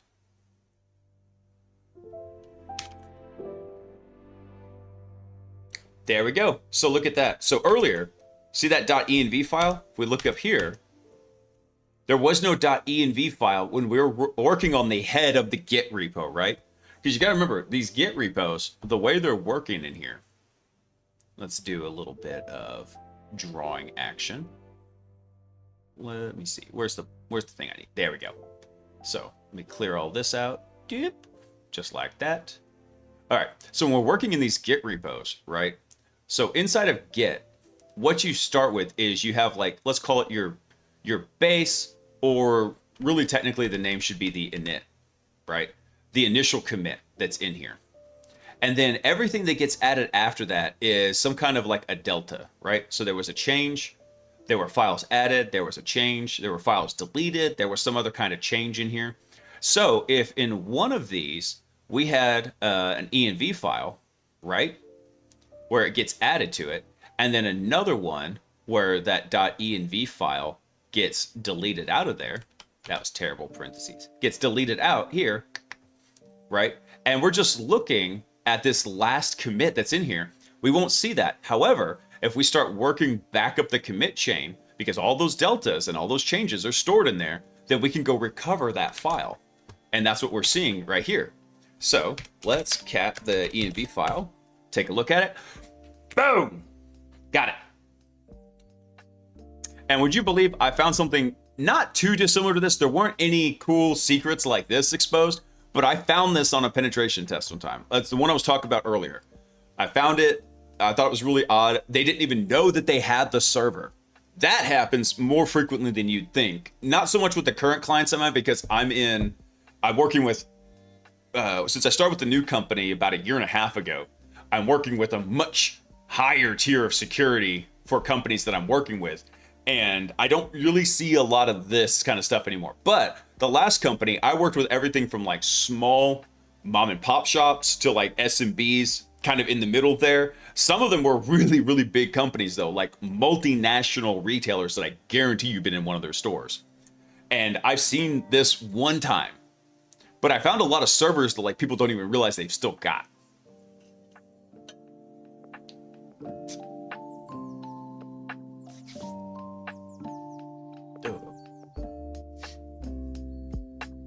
All right, guy. We can't really do it on stream because just with the way Discord is set up, I don't have a way to really link it over. But I can... What day can I hop on? Maybe tomorrow night I can hop into Discord kind of late because I got to take care of some stuff with Sock. Easter's coming up, so we got to start doing some prep work for getting together with family and church stuff. But I can't do it. If y'all want to go hop into voice chat up on Discord, that's totally cool. It pretty much anybody who's got the human role in there, which you get by doing the very, very basic CAPTCHA that I built into it and jankified, then you can do that. All right, cool. You know what? I gotta look at something for Cube. I don't know if there's like a scoring thing in here. I think there is. What was listed in here? Let me go see. Where's the server? Let me go pull up the... So right here. What do we have in here? We had 12:30 through 12:36. Okay. Now that one was a pretty basic one. However, there's one that I find really, really cool. And this one's called the... here, let me bring it up on the main screen. I've got it up on the side screen also, but... This is one of my favorites. This one was kind of cool. And yeah, you can find this kind of stuff, especially if you see exposed.git directories. But let's look at this one, because this is really cool and I've used it before. Docker and Docker exploitation.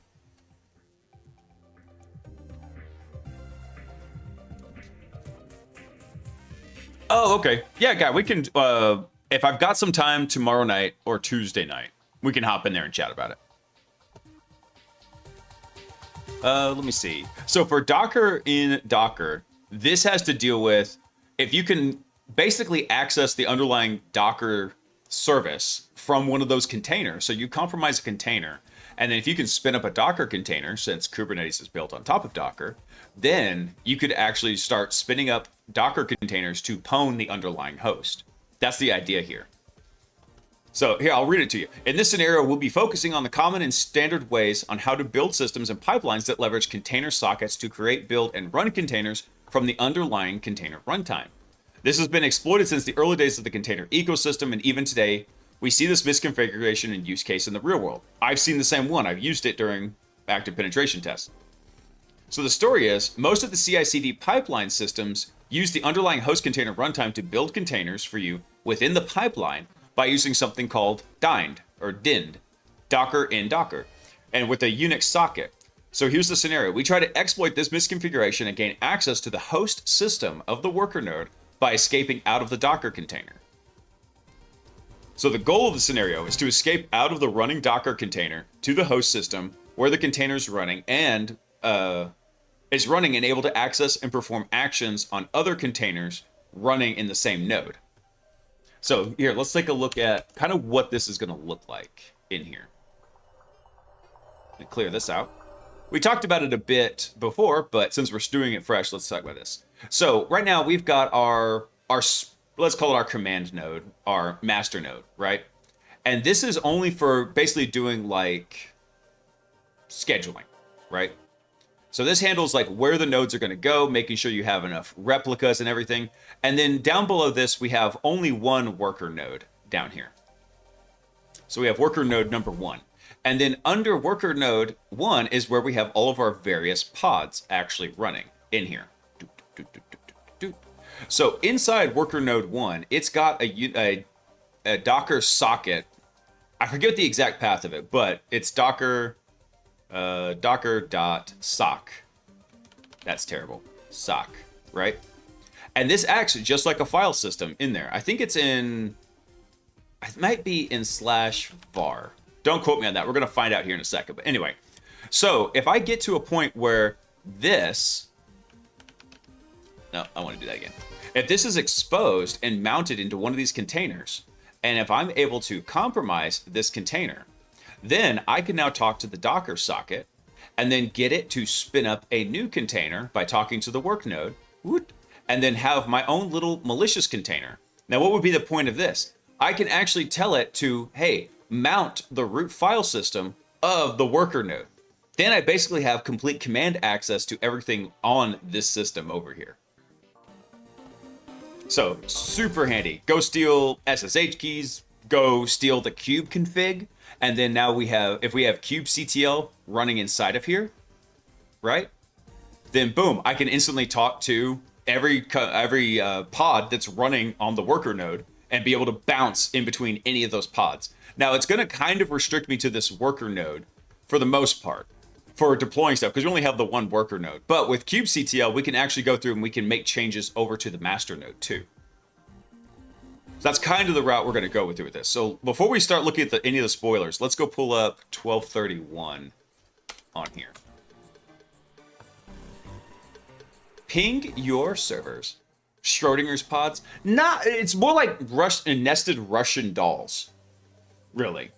That's kind of how I would look at it. Instead of like a Schrodinger pod, like it's a pod when you don't look at it, this will be a Docker container, but it will be outside the purview of Kubernetes because we're spinning it up in Docker, not Kubernetes. So you got to remember, Docker's like the base layer, and then Kubernetes is the orchestration layer sitting on top of it. Let's go try it. Let's see. Can we ping 1111? Will that work? Okay, cool. That worked. So this is a really simple interface here. So let's just go view the source, see what it is. We see it come through. We see the actual output from the ping right here. So not a whole lot going on with this. The actual, let's see, what's the actual post that we're sending here? So we're sending a post request. Let's go take a look at it real quick. So let me refresh the page here. No, hold on, go back. All right, so here's the actual page. If we go look at it in the network tab right here, and we tell it to go do that ping, right? Then here we see the post request right here, boom. And if we want to, real easy, we can actually take this and copy it as a curl command for bash right there. Hang on one sec. Let me pop into OPSEC mode and make sure I'm not going to dox myself when I bring up Notepad. Okay, good. Nothing in here. Good, good, good. I'll make sure I didn't have anything stupid in there like an API key like that one time. Boop. All right, so there's the actual curl command in here. And we can get rid of a lot of this stuff. Like the data raw, we do want to keep. User agent, don't care about. Upgrade and secure. Origin, ref. Content type, we'll want to keep that just for completeness sake. In fact, we probably could get rid of it. Connection type, yeah, we'll get rid of that. Even the accept, we'll get rid of that. And so if we really wanted to, we can kind of compress this down quite a bit. Just like this. So if we go run this this from the command line in here. Hold on, let me go back to our dev box here. Make this a little bit bigger. So we go run this. We see all the pings coming back. So if I see this, the first thing I'm going to think is, what does the ping command look like on Linux, right? It looks like this, right? So I go ping one, except you notice how it kind of keeps going in here, right? So typically what it looks like this one's doing, because we see 3, right? We see 3 pings come back and it looks in the exact same format almost. So you can put a counter on that. Say, hey, only ping this thing 3 times. Boom, boom, boom. So what I'm looking at here is I've given it an IP address, and chances are, if this IP address hasn't been sanitized in any way, or a host name or whatever, and I tell it to go ping it, then bam, I potentially have a command injection in here. Hey, Sin, what's up, man? I always want Trivy/OPA runner as agent or at mission control within a kubelet on each worker node, so a malicious actor deploying malicious images. Dude, did you see the Trivy breach, Sin? I don't know if you saw it when we talked about it on the Wednesday news stream, but dude, the Trivy breach has had long-lasting consequences for them. Don't let the Russians into the lab via Trojan dolls. Yeah, right. So part of the reason why I like Ludus so much is I like the way it does the lab segmentation for everything. So with that, I'm able to go in and if I detonate something in the lab, I could isolate it. But also these very, very vulnerable systems by design are not directly accessible from my home lab. I've got the networking tweaked in here and I'm using Tailnet to actually connect over to these. Makes it very easy and fairly seamless. But any random machine connecting to my network won't be able to go hit all these machines and have a, what is it? Basically like a nice foothold in the environment from those machines.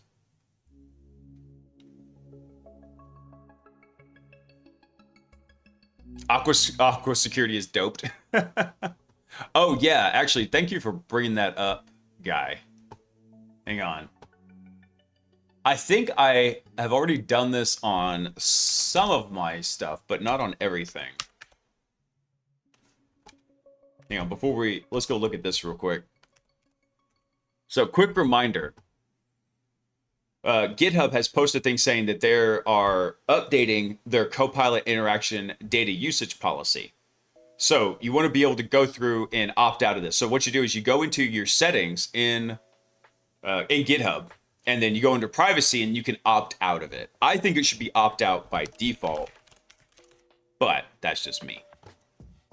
I'm not logged into it. Hang on, I'm going to do that real quick because I know on my personal one, I have done it. I don't know if I've actually done it on the Blaise Bits one though. Hang on, I'm gonna do that real quick. Let's see. If I can find the setting in here.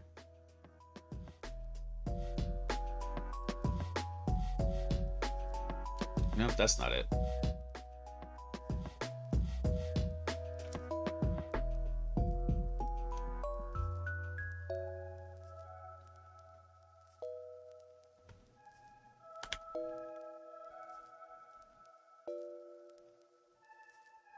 Stand by one sec, guys.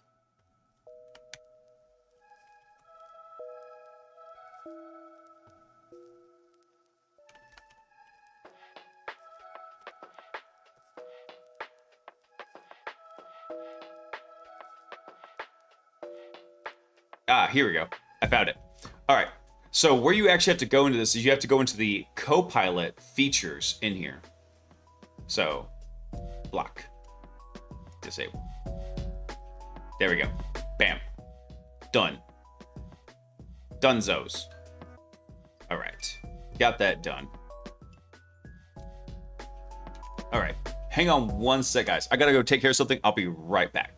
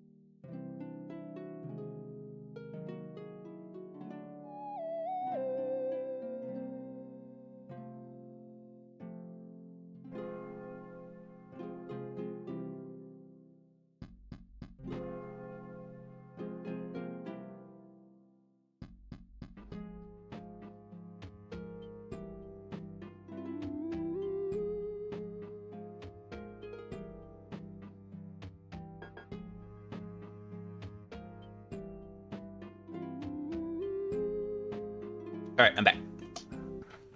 Pushing all the buttons out of order. There we go.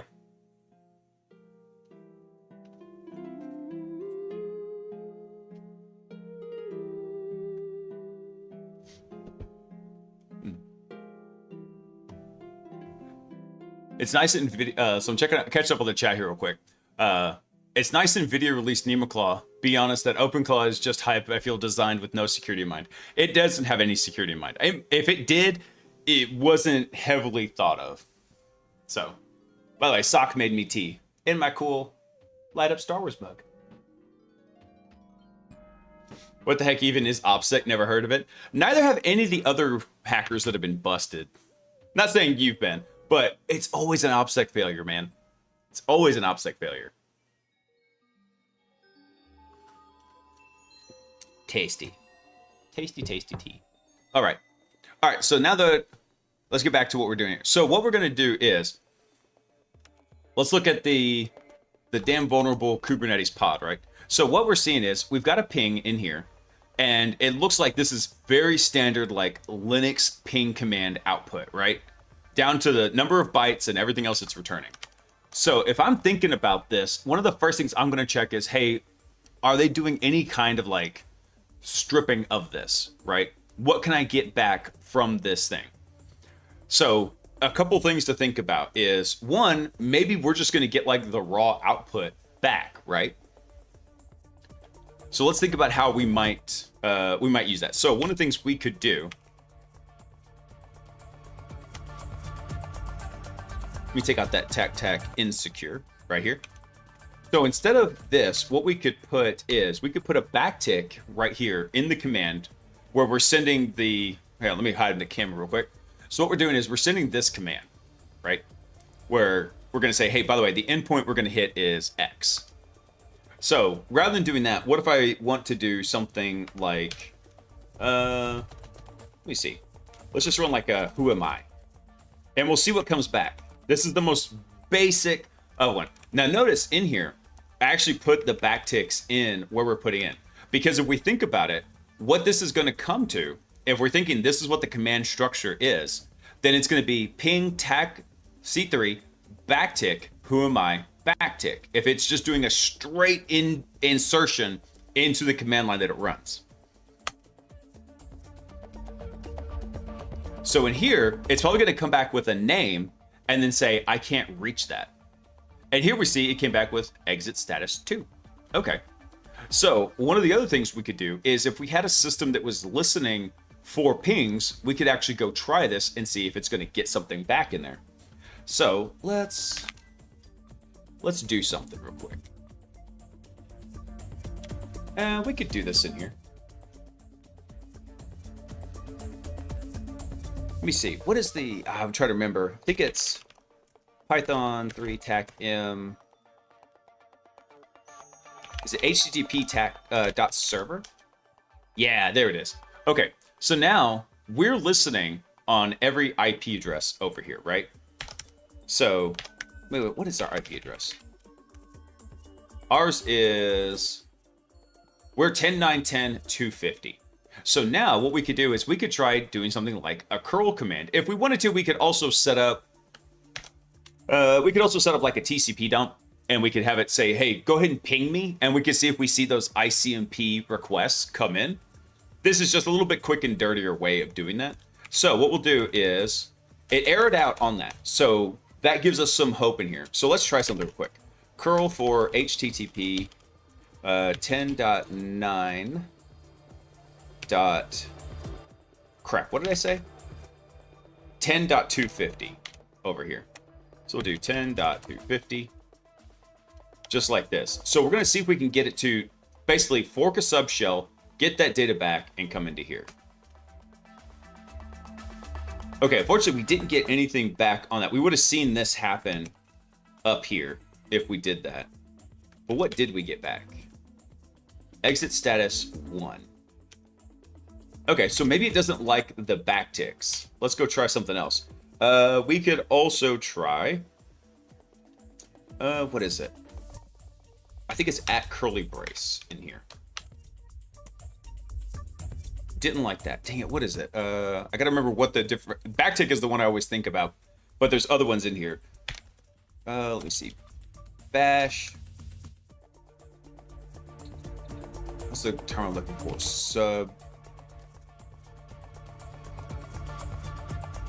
Subshell syntax. Let me see if that is the correct term in here. Oh, it's not curly bracket, it's parentheses.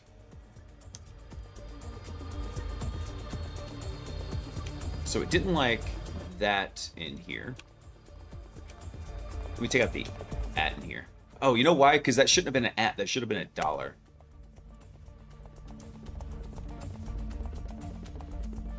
But now, no, we still didn't see anything. We also might not have curl in here. So maybe we've got wget. No, maybe no wget in here either.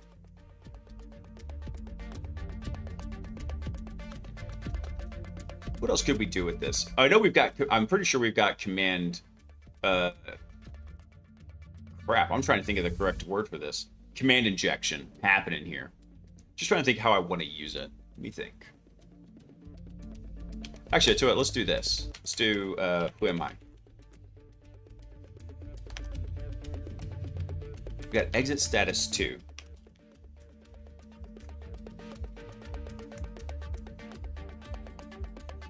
But now, what was the, what was that? I think it's like that? No, didn't like that. I'm trying to remember, because I haven't had to do this kind of stuff in a long time. Bash exit code.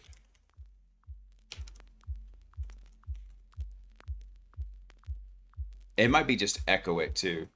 Oh, that's right. We're supposed to echo that. Okay. So if I run this, hey, we don't know who that is. And then if I do an echo, there we go. So that exit status 2 also. Okay. Not a big deal. So what that means is it's not able to find it in here. Hey, Lemon Tree, thanks for coming online. Welcome in. So I'm mostly doing this all by hand. There's other commands that we could use. A few tools where we could kind of automate this. But we're just having fun. So when we sent this command, right? This wget, right? We should get something back. And if we look at it, this one came back with an exit status 1, which is different from exit status 2. If I go drop in the who am I, right? We get exit status 2. So it looks like it's getting the who am I back, right? Who am I returns something like a friendly name, right? And then comes back with it. So I think what we could do is, so we don't have, it looks like we don't have curl or wget. Let me try something actually real quick. Let me see. I'm gonna do a substring here. So if I do like who am I, right? Ping Debian name not known. And then something else we could potentially also do in here is we could take the error code and redirect it to number 1 in here. Oh wait, that's not right. I just made a file called 1. That's not it. We're going to do &1. There we go. And now with this, we can actually see if we get something back. So we can do the same thing in here, right? So in our curl command, we could do who am I? We could, let's see if this will work. Let's see what comes back. Nah, I still just said exit code 2 in there. I was hoping it would return back the standard out if we did that. Let me see what else we want to do in here. What else do we want to do with this? Warning.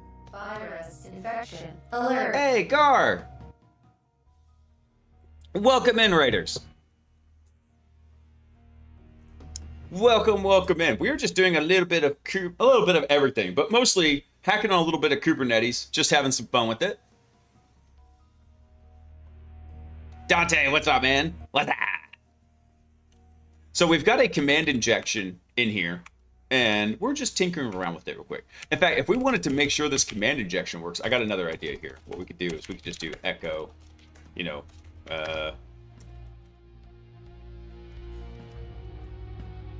there we go. And see now, so we know the command substitution's working right there. Boom. Excellent. Welcome in, Senor Gar. I don't know if I actually have you. Let me see. Hold on. First thing let me follow proper forms here. Give you a nice shout out. And also, welcome in, Raiders. My name is Blaise. I'm an idiot. I don't know why anybody watches me. I do penetration testing and red teaming for a living. I've been in IT for a long time. And mostly the theme of the stream is hack around and find out. So that's what we like to do.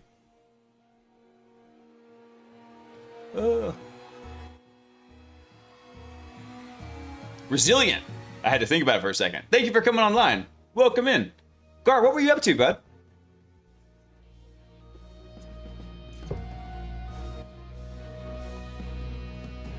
Doing some AI hackage. Nice. Very cool.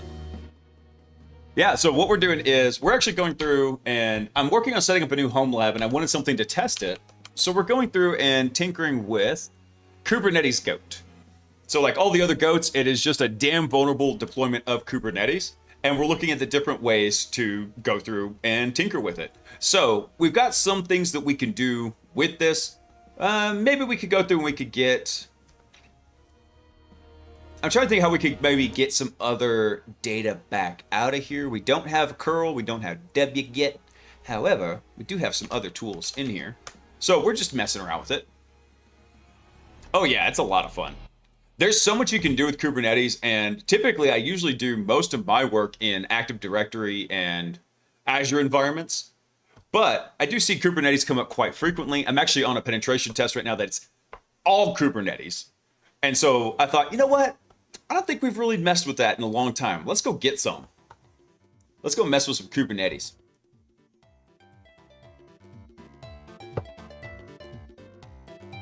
Let's see, what else could we do in here? So something else we could actually do is we could come through and we could chain commands in here as well. So we saw that when we echoed the quad one here. Let me show you all actually what we're doing. So we're working on something called dind or dind. I don't know how you say it, but it's a Docker and Docker exploit. So the idea here is if we were to come through and compromise a Docker container, and if this Docker container is used for orchestrating stuff and has the underlying worker nodes Docker socket exposed, that's not soak, that's supposed to be sock. My writing just sucks. Then if we compromise this container and we can talk to the Docker socket, this Docker socket is actually talking to the Docker service running on the worker node, meaning we could then go deploy our own little malicious node and we have full control over it, meaning we could then go mount the root directory here over into this Docker container. So like we could put it in like /mount right here, and then we can read everything in the root directory, all the processes, all of the everything that's running in like the variables, any SSH keys, we have access to it all in here. So lots of fun with that. So that's what we're tinkering with right now, is just looking at a couple different ways to do it. Also, if we have access to the underlying worker node and it's got a kubectl configuration on it, then we could even go steal that, and then we could compromise the entire, depending on the permission set of the kubectl config file, then we could potentially just use kubectl to go compromise everything in the cluster. So lots of fun. We're messing with it here. So this is what we're doing. And his drawing is actually a heck of a lot better than mine, right? Oh, it's var run docker sock. Okay, I knew I was close. I thought it was var docker sock in here. Boom. What was our goal in this one, by the way? Goal of the scenario is to escape out of the running Docker container to the host system where the container is running and able to access and perform actions on another container running on the same node. Okay, cool. So we could totally do that. Let's see. So the way this actually looks, just for the sake of our new raiders that came in, we go pull this up. This is all we're greeted with right here. Just ping your server, and we go put an IP address, like, for example, let's do quad 8s, right? So if we do like 8.8.8.8 right here, we submit that, boom, we see the ping come back. So it looks very Linux-like. There's a high probability that they're just taking our raw input and piping it directly over into the ping command, and we've pretty much proved that now.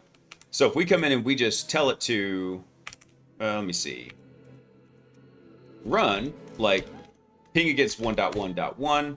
We see it go through, do the pings. We get this output back.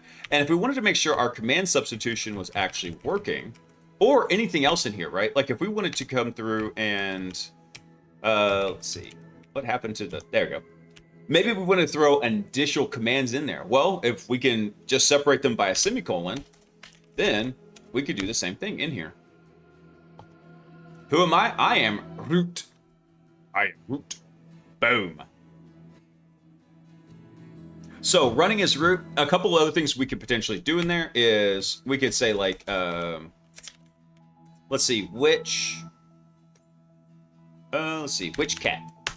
So if we wanted to see like, what's the path to cat? Boom. So we can start enumerating what tools we got in here. Do we have curl? Let's go see. Since it's a Docker container, there's a chance we don't have curl. Ooh, we do. User bin curl. Excellent. Excellent. So now let's go try that. We have our little web server up here and running. So if we do a curl command over to, what do we want to call this? Let's call it, what was our IP address? Ours is 10.9.10.250 in here. What do we get? We got exit status 7. Why would you do that? Why you do this? Let me see something real quick. What happens if I just curl for... Right there. Okay, so we get a response from that. Actually, the better question is... Okay, so we didn't see anything come back and hit the Python web server. So, oh, you know why? Because Blaise is a smooth brain. That's why. This whole time, it's supposed to be on port 8000. And there we go. There we go. So if we wanted to, we could go set up something like Mythic and get a connection back with it. We could go set up something like Metasploit and get it back. Yeah, I know. Typical Blaise. Always trying to hit the wrong port. Giggity. Yes, very smooth brain. You see this? This is the smoothest of brains. We're talking not even a micron difference. All right, cool. What did we get back from this? Okay, we saw all of the basic directory listings because that's what we ran it as. All right, so if we wanted to, we could even go back and we could actually check. Do we have netcat in here? I really doubt it. Unfortunately, we do not have netcat in there. So that would be too easy.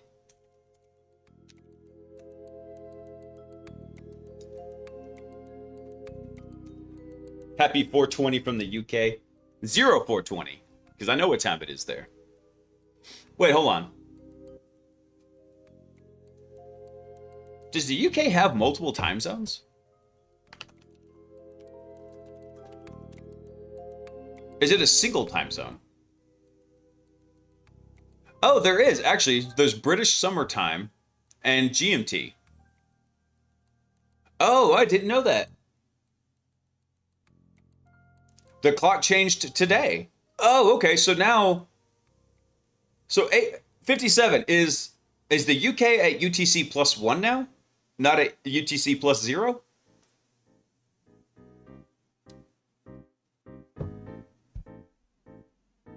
You ever done a reverse shell in netcat? Oh, yeah. Oh, yes. Many a time. Many a time. In fact, usually what I like to do is I'll actually set up Metasploit with a... What's the term I'm looking for? Basically like a bind handler. And then when I get the netcat execution on a system, like if that's all I can do, then I'll get that and I'll have it come back into Metasploit. And it just makes it easier for handling those connections. Makes it easy to background them and handle those. There's some standalone tools that folks have come up with for that. I've always just used Metasploit. I probably could just get away with it. That's literally the only thing I pretty much use Metasploit for these days. And I don't have to do that very much because most of my work now is done over command and control frameworks. So if we wanted to, we could go set up Mythic real quick with Poseidon. And we could go deploy a Poseidon C2 over there and have complete direct access over to it. France is the country with the most bizarre time zones. Really? France time zone. Hold on.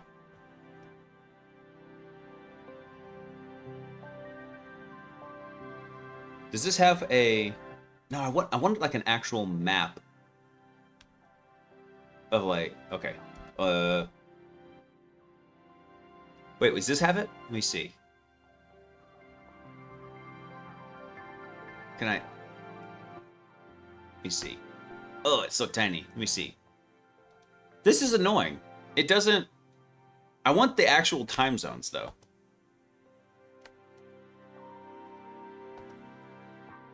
Hold on, maybe this map will show it. Let's see.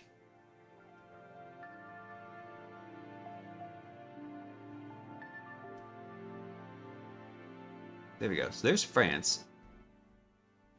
No. Does it show, like, all I want is the actual time zones in France. You're killing me, Smalls.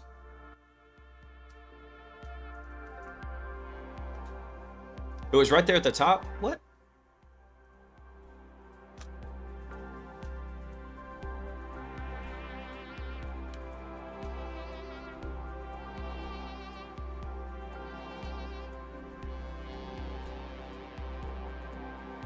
I mean, it looks like just about everything over here is in 0, is it? But it's in +2? Like it's shifted over? If I'm reading this map right... What did it say here about this?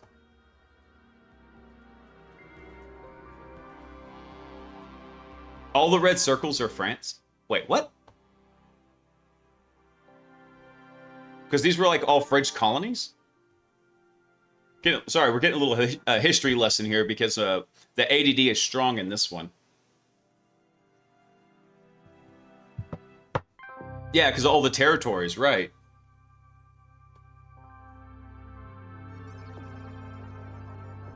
So French time zone map shows the countries in Central European time, which is UTC +1 during the winter months, shifts to Central European summertime, UTC +2 during the summer months. Sharing the same time zone with Germany, Spain, Italy, and France's alignment makes travel and business across easier to coordinate.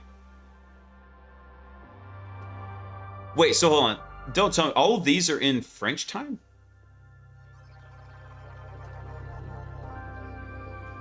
That's wild. Alright, hang on. Because now you've got me very curious. Wikipedia. Time in France.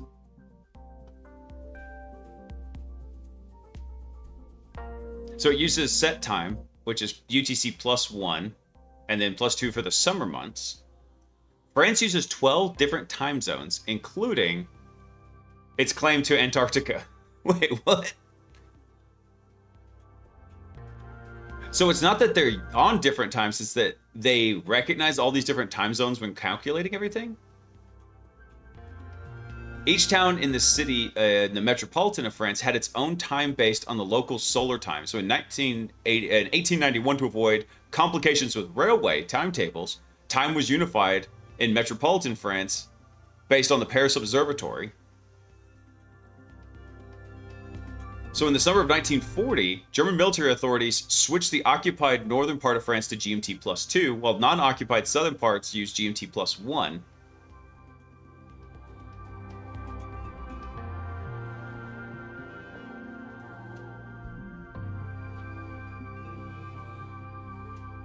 That's crazy. So they recognize all these different time zones? Wild.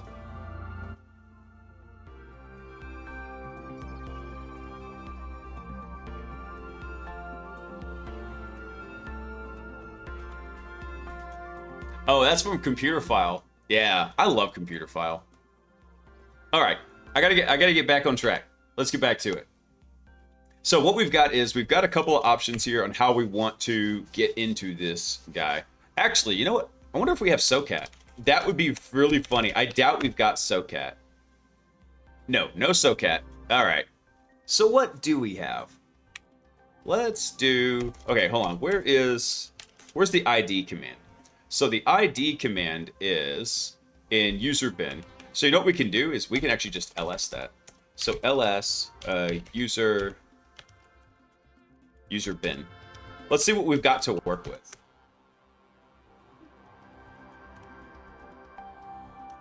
Let's see. We have XR, Zcat, Zdiff. So kind of looking at what we've got so we could live off the land. We do have wget in there. Okay. Who am I? We have TTY. Actually, hold on. Do we have Python? If we have Python, then it's like game over. Oh, we do. We have Python 3. We have Python 3.11. Okay. Yep, it's game over.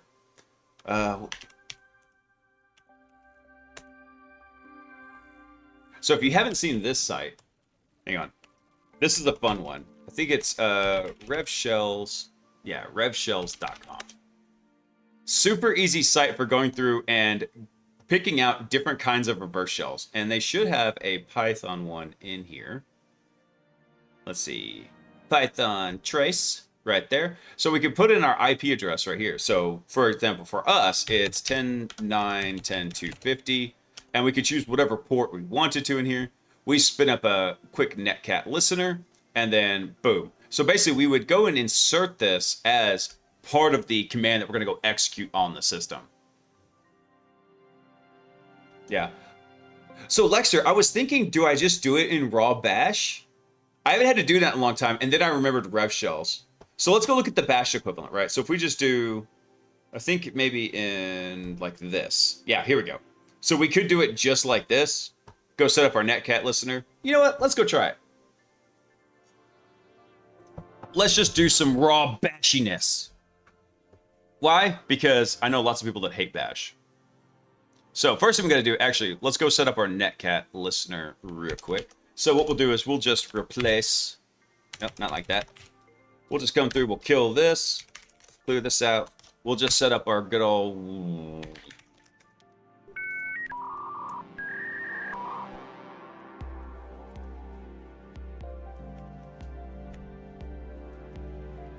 There we go. Who's that? Oh, Blinter, thanks for coming online, man.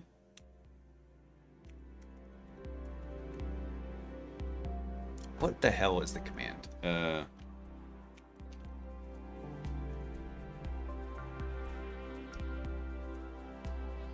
It should be netcat.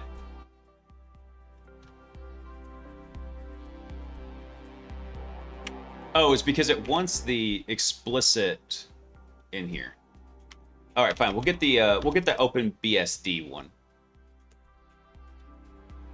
There we go. All right, so now we should have our netcat command. There we go. All right, netcat up and running. And then if we come through and we just grab this command right here, we go tack it onto the end of our command we want right here. Whoop. Let's see what happens. Do we have that in here? We don't. Oh no. Oh no. Let's see. Hold on. Do we have SH? We do. We have user bin SH. Now, it might not like how we're actually sending everything to it. So, ooh, actually, hold on. Don't we have curl? Hold on. Let me get this back. I believe we do have curl. So we could do this in two parts. We could actually go put this into a shell script, and then we could do maybe a curl pipe. Let me see if that'll work. Pipe. Let's see. Rep user. Let me just see if that'll work. Okay, it did. So if that's the case, we can have our pipe commands in here. Let me try just dropping this in one more time. So it didn't like that. Something in here is getting all functified. It might have that SH doesn't have the TAC I mode. Let me see. Oh no, it didn't like that. Let me try redirecting that over to standard out. Maybe that will work. No, it didn't like that either. Damn it. All right. Well, let's try it. Before we do that, let's go try the Python version again. Since we know we've got Python 3 in here. Let's go try this. Oh, you know what? I could have just done bash. That would have been fine. That's all right. Here, hold on. Let's do that. Bash.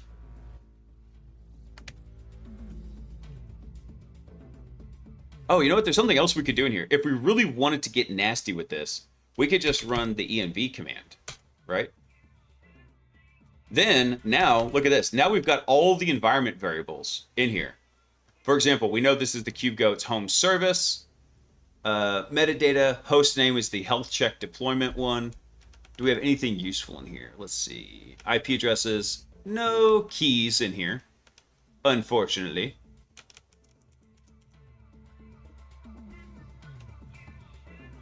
Yeah, RevShells is a really cool site. It's super handy. Don't get to use it too much in my current role, but when I need it, it's handy. Let's see. Internal proxy app, if we needed that.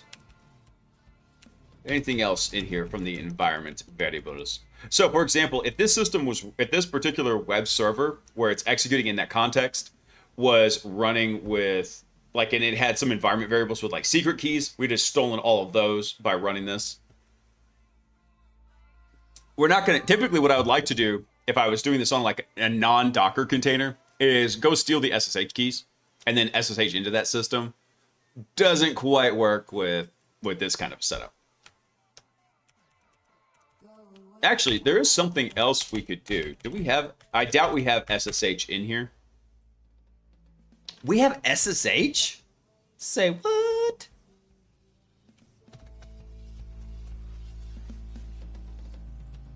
There actually is a way to do that with SSH. I wonder if RevShells has it, because I don't remember it offhand in here. Let me see. No, it doesn't look like it has it. Encoding. Actually, no, maybe this is what we need. We need to URL encode this. We could try that. Copy.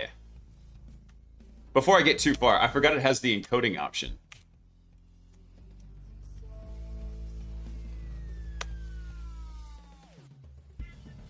Hey, we're in the container. Look at that. Yes. Underbar. Okay, so now we're in the container. So we ran this. It's doing its thing. We've got this up now. So if we come look at, well, actually first, just for completeness sake, who am I? I am running as root. So if we come over here, we do look at var run.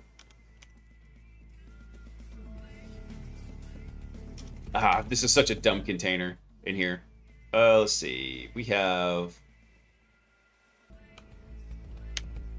Let me just look at var real quick.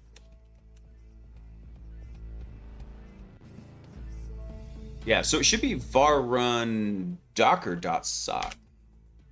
lsla var run. That just goes to var run. Okay, let's go just look in /run. We have lock and secrets. Oh, I hate this so much. Because there's no up arrow, there's no nice handy bash helpers in here. And then do this again. Let's go get the... I'm not typing all that out. What do we have for Kubernetes in here? Oh, we have our service account. Yes, yes. Okay, hang on. So, a little bit more copy pasta. Service account, and then from in here, we should actually be able to use this. Do we have kubectl, actually? No kubectl. Do we have Docker? We don't have the Docker command. So where does this take us? Let's go look back at the diagram. So where we're at is we're currently at this red X here. So in theory, I thought we could get to this var Docker socket. However, we don't have that in here. We don't have the kubectl also, but with this data, we could actually come through and we could actually go look at what we've got. So this token here, we could use with kubectl, and I think we could use it to even go deploy pods in here. Let me see what else we've got in here. Let's see. We have our Docker env. Oh, okay. Hold on. Let's cap that. Docker env. Did I spell it wrong? Oh, no, there's just nothing in it. Okay. That's empty. Let's see. We have go mod. Let's look what's in root. What's in the root directory? Do we have any files in there? We have our bash rc, we have our config directory.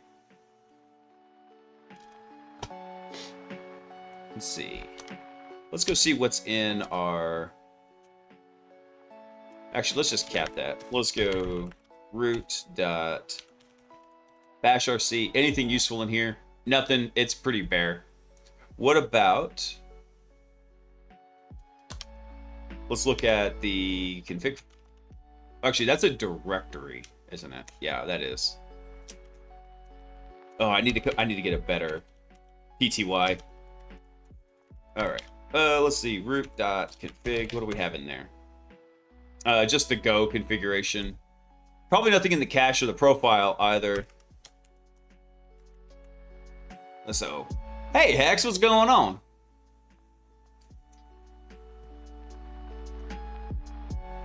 Let's see, what else could we look in here? We could also go look in the proc run, which if we do lsla against var in here, var run is mapped over to run.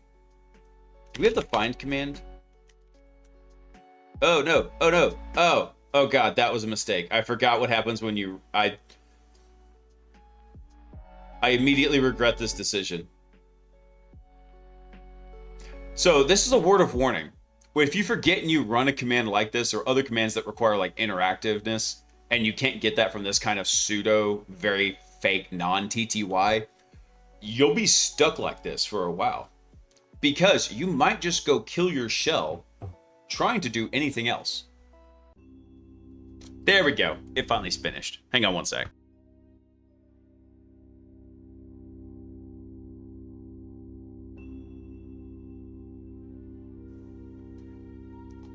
Yeah, there's been a number of times I've accidentally nuked my shell by running the incorrect command. Let's see. What I want to find is the... I want to find the Docker sock in here, see if we can find it. Yeah, so it should be in var run. So we don't have the Docker socket exposed. We don't have the Docker CLI in here. Not a big deal. Ooh, let me think. Should be in var run. Let me just try it directly. Let's do var run docker dot sock. Yeah, so that doesn't exist in this environment. Well, actually, hold on. I'm looking at this a little bit differently in here. Let's go back to the actual lab here. So the goal of this scenario is to escape out of the running Docker container to the host system where the container is running and able to access and perform actions on other containers running on the node. Let me see. I believe there's a way to do that using Cuddle. Let me see. kubectl.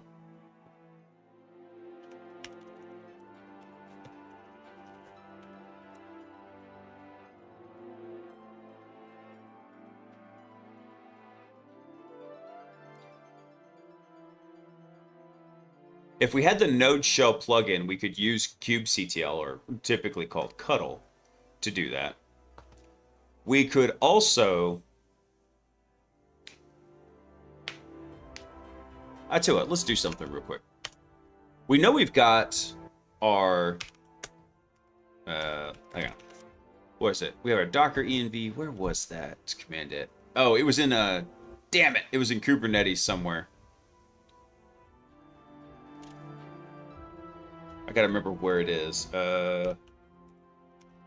Kate's pod token path. I gotta remember what the path was in the container. I'm gonna see if I can just look it up real quick. Yeah, it should be this. So if we do... So var run secrets, Kubernetes IO, service account. Then notice how we've got three things in here. We've got the CA certificate, we have the namespace, and we have the token. I believe... I don't remember which one of these files we need. If we had kube control in here, what we could try is, let me just cap the token real quick. Yeah, so this tells us what we've got going on. I don't believe What's the other one? Namespace, I believe, just tells us what namespace we're operating in.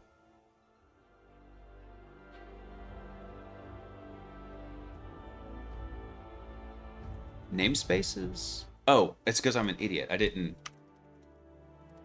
cat it. There we go. So here's our default namespace that we're running in. Is let me run that again. Hang on.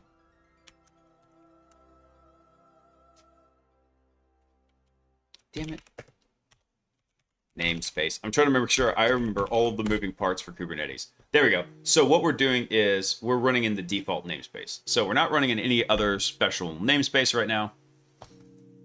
I love to cuddle, bro. I know, right? I love to cuddle.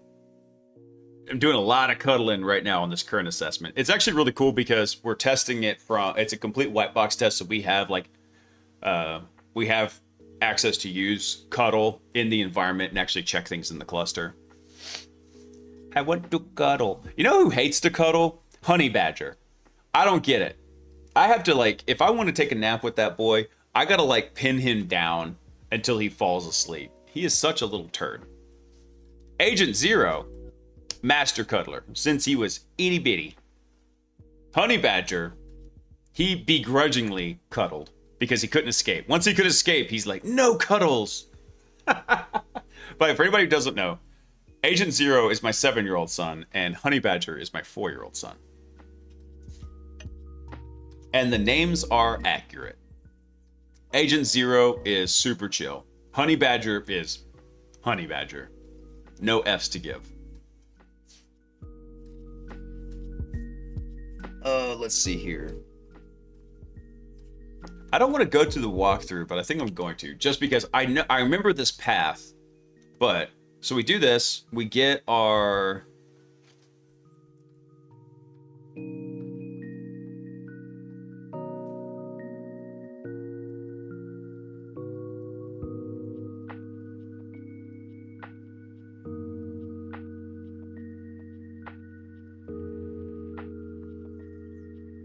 what is cry control? Static binary from the internet.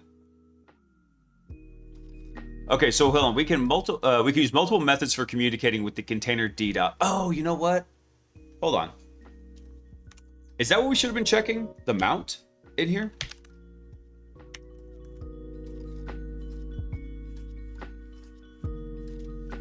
Because he was calling out that we have a temp FS mounted to / custom container D. Oh, it's because this is technically using container D. It's not technically using Docker in here.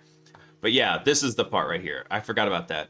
Most default installations of Kubernetes are not going to be directly using Docker. They're going to be using container D. That's it. That's what was throwing me off. I was actually looking for the actual Docker socket. Same thing, different flavor, basically. My kid's 5, loves to cuddle until he figures out what's happening. Then he asks me to smell his feet. Right now, poor Sock. She did not grow up with any brothers. She only has sisters. And so she's learning about boys growing up from having boys, right? And I had to explain to her that what they're doing is perfectly normal. I have 3 brothers, and this is fine. And unfortunately, the one time Honey Badger likes to pretend to cuddle, let's say Sock is sitting down or something, he'll go and sit in her lap, and she'll squeeze him, and everything's looking so sweet. And then you hear a...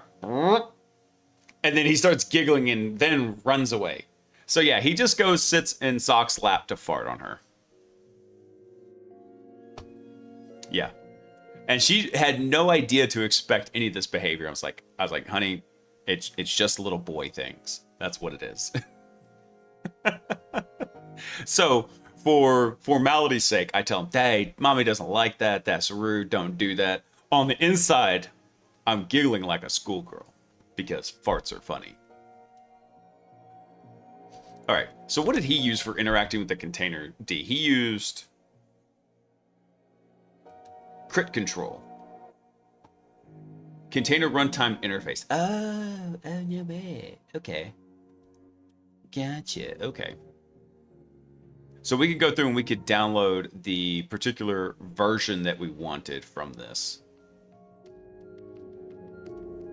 What's the latest version in here? 1350. Oh, there's so much in here. Good lord. Good lord. All these versions.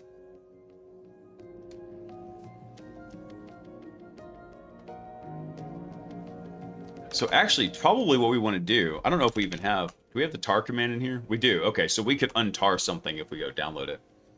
So we could either wget it or we could curl it. Either one of those is fine.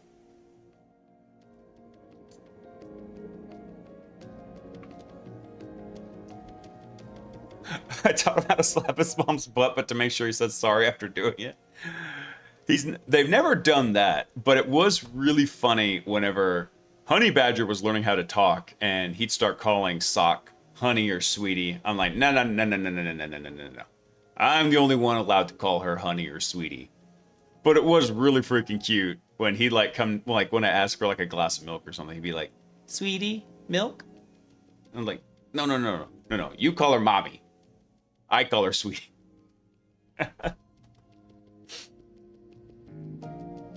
Let's see here. How do I want to download this one? I think all we want is...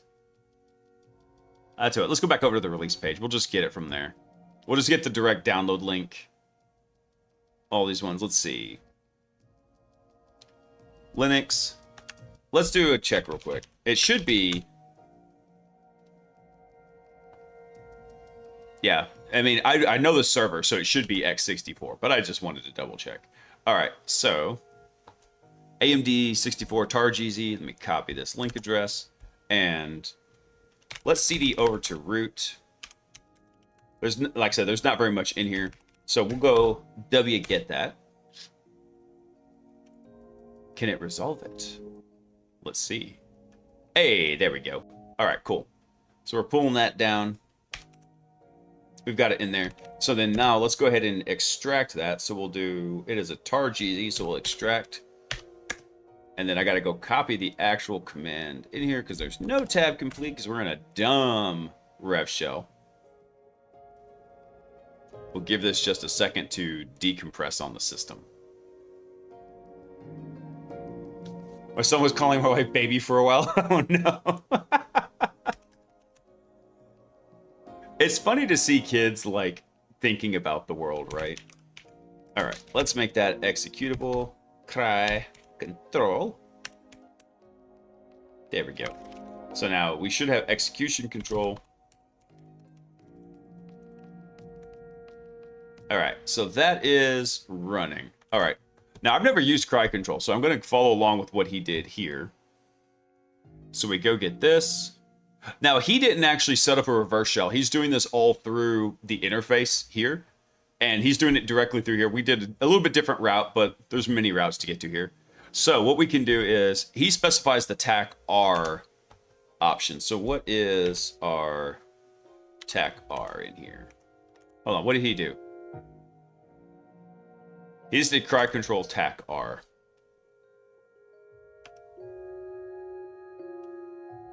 So what's the TAC R option? Am I just blind?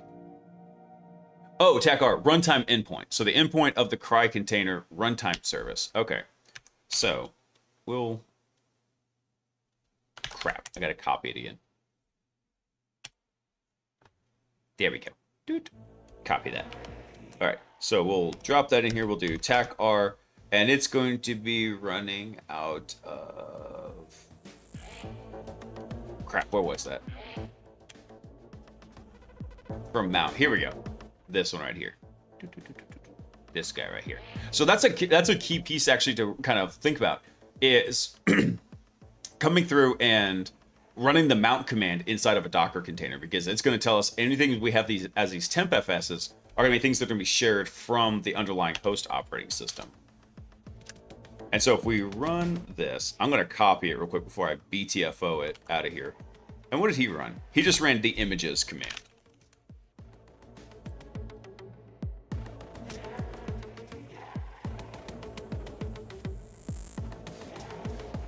Unknown service, runtime v1 image service. Isn't that what he did though? Let's see. Oh, dang it. I got to tell it. I forgot. We have to specify that it's a Unix sock in here. Okay. Rip. All right, hold on. Let's go back over to Notepad. We'll just Notepad this up real quick. Because rather than typing all this crap back in, so we do Unix, // and then give it the path to it. There we go.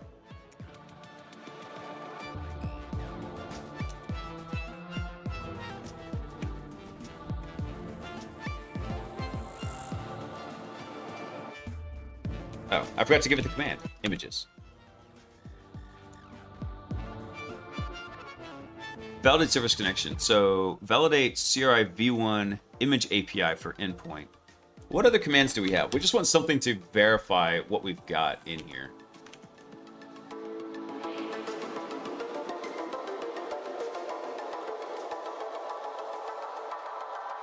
Yeah, his was actually pretty straightforward once he had it extracted.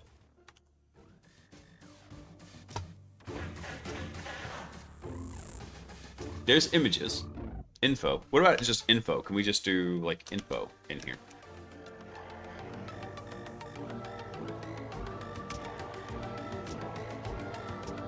So there's no crit control YAML. Validate service connection.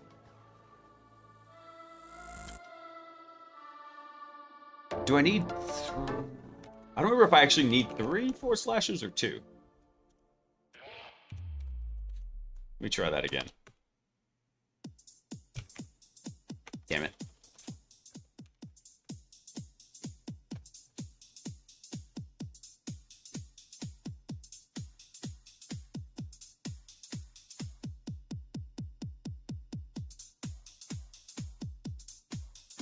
Oh, I did need the 3 in there, because now it's saying it can't find it, so...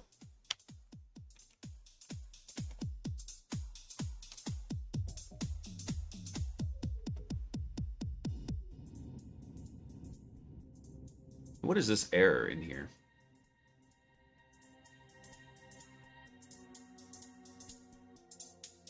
This could also be the particular version that we're using. Maybe that version of containerd doesn't have it. Let's try. Oh, damn it. No, damn it. No! Son of a... I killed the...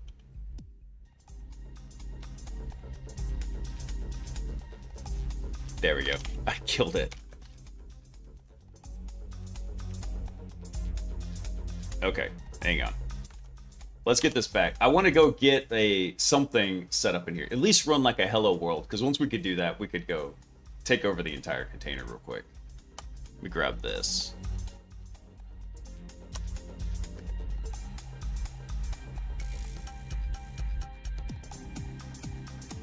Because he didn't do anything else in here. I wonder if there was a change in the containerd system.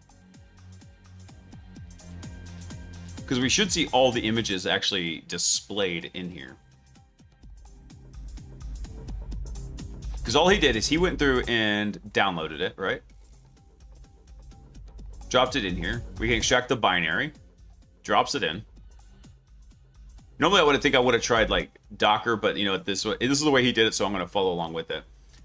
And this should be all good. Custom containerd.sock. Yeah, that should be good.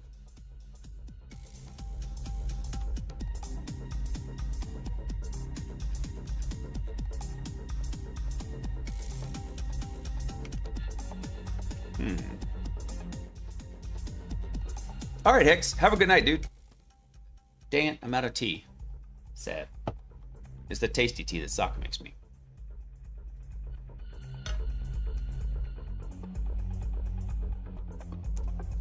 Dude, Dirk, that's what also my wife tells it, like, because Honey Badger is the only one who wants to do that.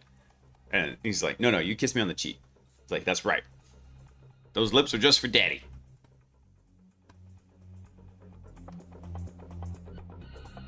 Let me see if I can figure out what this error here is.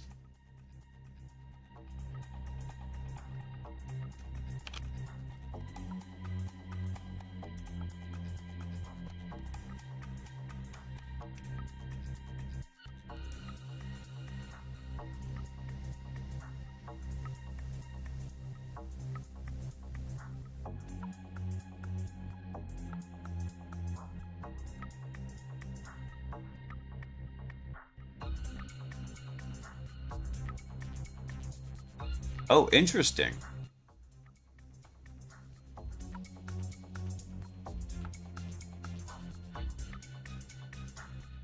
This might be...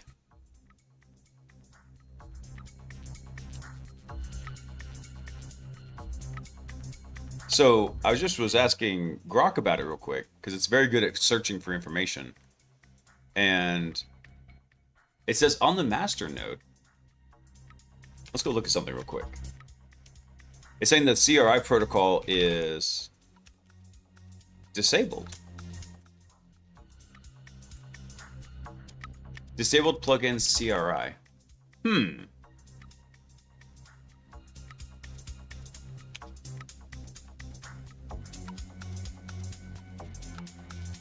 I wonder if that's because of the version of Kubernetes we installed.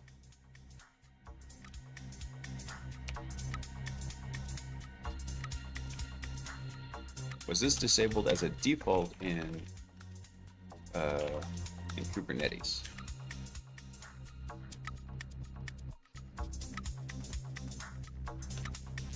Starting in which version did they start doing that?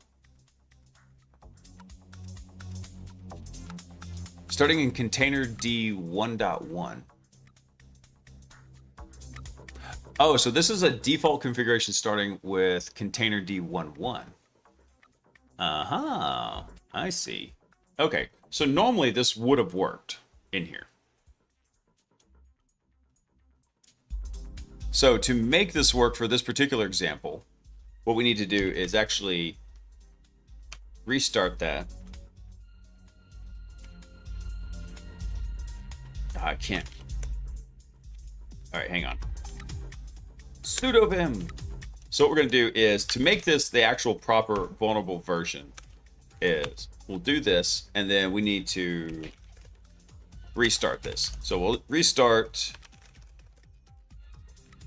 container D service. There we go. Now we come back over here. Try this again.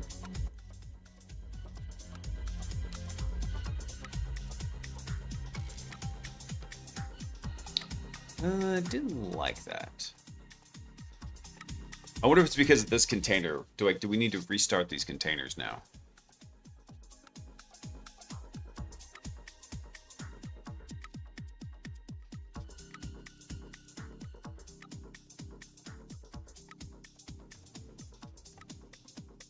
Oh, you know what? Actually, come to think of it, this probably needs to be done not on the command node. This needs to be done here. Etsy, container D, config toml. This is where it needs to be done. Because this is the actual node that we're running on. So let's go ahead and redo that. Restart container D. There we go. And let's try this one more time.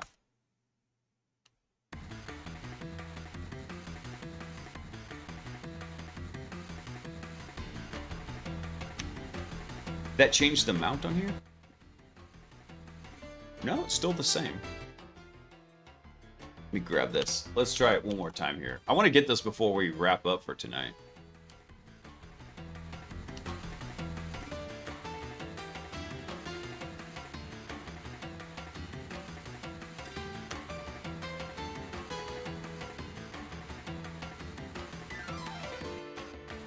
Yeah, that should be good. All right, images.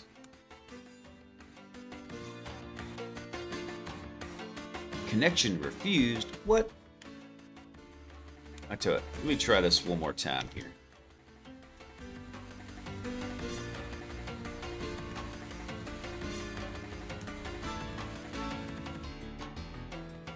All right, so that was the command. Images. Show me the images. You suck. I wonder if I need to.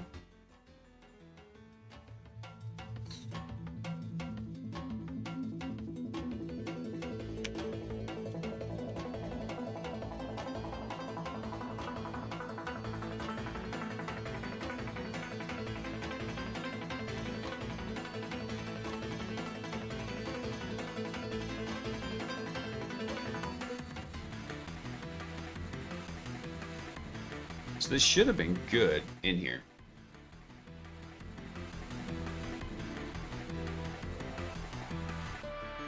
Another thing we could have done is gone through and perhaps gotten into some of the other containers by taking the token out, taking that, putting it over to cube control, and then using cube control from there. Or basically, it's kind of like the same thing we just did with critical here. Is gone through and downloaded cube control or Cuddle kubectl into the system onto this system and then used it.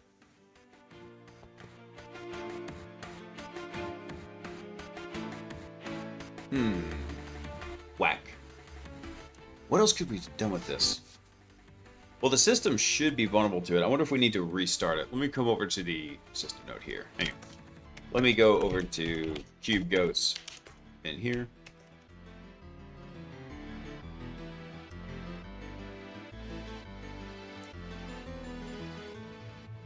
I don't want to tear it down. I wonder if I need to restart it, though.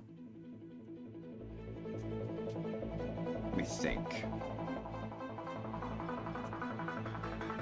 Because the error did change whenever we ran this now.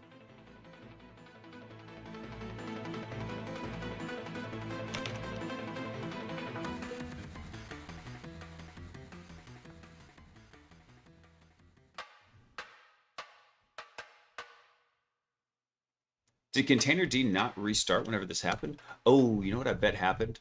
Yeah, I think that pod has to get restarted because I bet what happened is when container D restarted and it was exposed to it, it probably was exposing it as a hard link, meaning it was going to a particular, damn it, what's the word? A particular like ID number of the file on disk. And I bet whenever we restarted the container, it restarted this and it changed it. What is the, how do we, I'm trying to remember how to get that.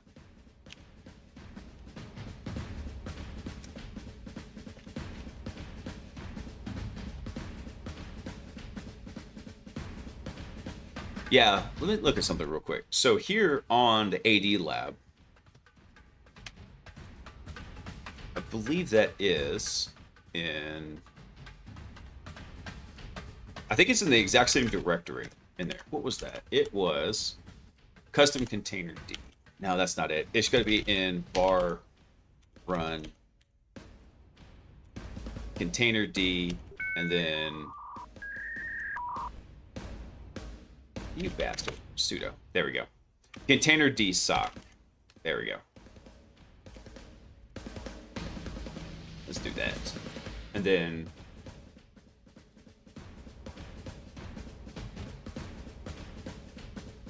Ronald? I'm gonna go with that. Hey Ronald, thanks for coming online. Welcome in. All right, let's see. Actually, what I want is, what's the inode number here? So the inode number for this one is 355109. So I'm gonna do something real quick. Let's go check the inode number that's showing up for this guy right here. Copy that. So if we pop back into our reverse shell here,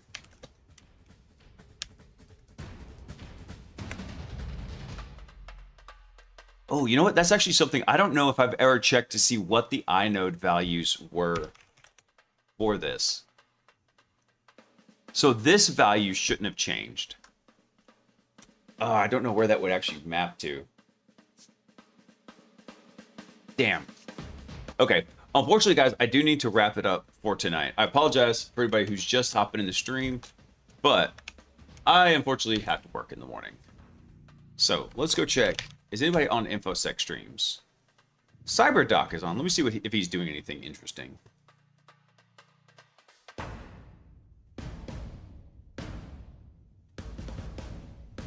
Ooh, okay. He's doing top 10 agentic AI vulns. Okay. Yeah, we'll go right over to CyberDoc. Actually, I'll tell you what. I'm going to keep him as a hot standby. Let me go see who else is on real quick. That we might be able to raid out to. By the way, if anybody has any raid suggestions over on the Twitch side, feel free to shout them out.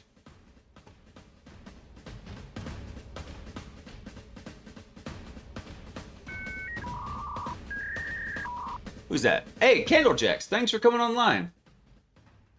Candlejack. Singular. Let's see. Yeah, by the way, guys, if you like this kind of stuff, let me go back for a minute here. If you check out infosecstreams.com, it is a great website. There's usually a lot more folks on in the middle of the day. Usually us and CyberDoc are the only ones on this late at night. Late at night in the US. So, yeah, I don't see anybody else doing a ton. A couple of the folks working on game dev. What's Danny doing? Making a mechanical goalie. Yeah. Yeah, we'll go right over to CyberDoc since he's doing some interesting agentic stuff over there. All right, guys. Unfortunately, that's where I've got to wrap it up. Do me a favor. When you get over to CyberDoc's stream over on the Twitch side, drop some Hack the Planets and Happy Hackers in the stream. Show him some love. He's still kind of getting started. He's early into his journey, and we want to encourage that. I like seeing people like go down that path. Let's see, where's the button? There it is. I will catch up with you all Wednesday night. We will do hacker news. Hopefully got some cool stories coming up. I haven't gathered too many, but there's a couple up on Discord if you want to go drop links in there for things to cover. And I think that's about what we've gotten there. I want everybody to have a fantastic week. A lot of y'all, your week has already started. And thanks, Samantha. By the way, hi. I didn't just saw you pop in. I want y'all to have a fantastic week. If it's already Monday for you, then you should be in Crushing It mode. For everyone else, tomorrow begins Crushing It mode. We do not go weekly into the week. We go strongly into the week. And I want all of y'all to have a very awesome week. Get after it. And I will catch y'all on Wednesday for the Hacker News. And remember one super important thing. This is true. This is not supposition. This is absolute 100% objectively third-party verified fact, which is I love you. Peace.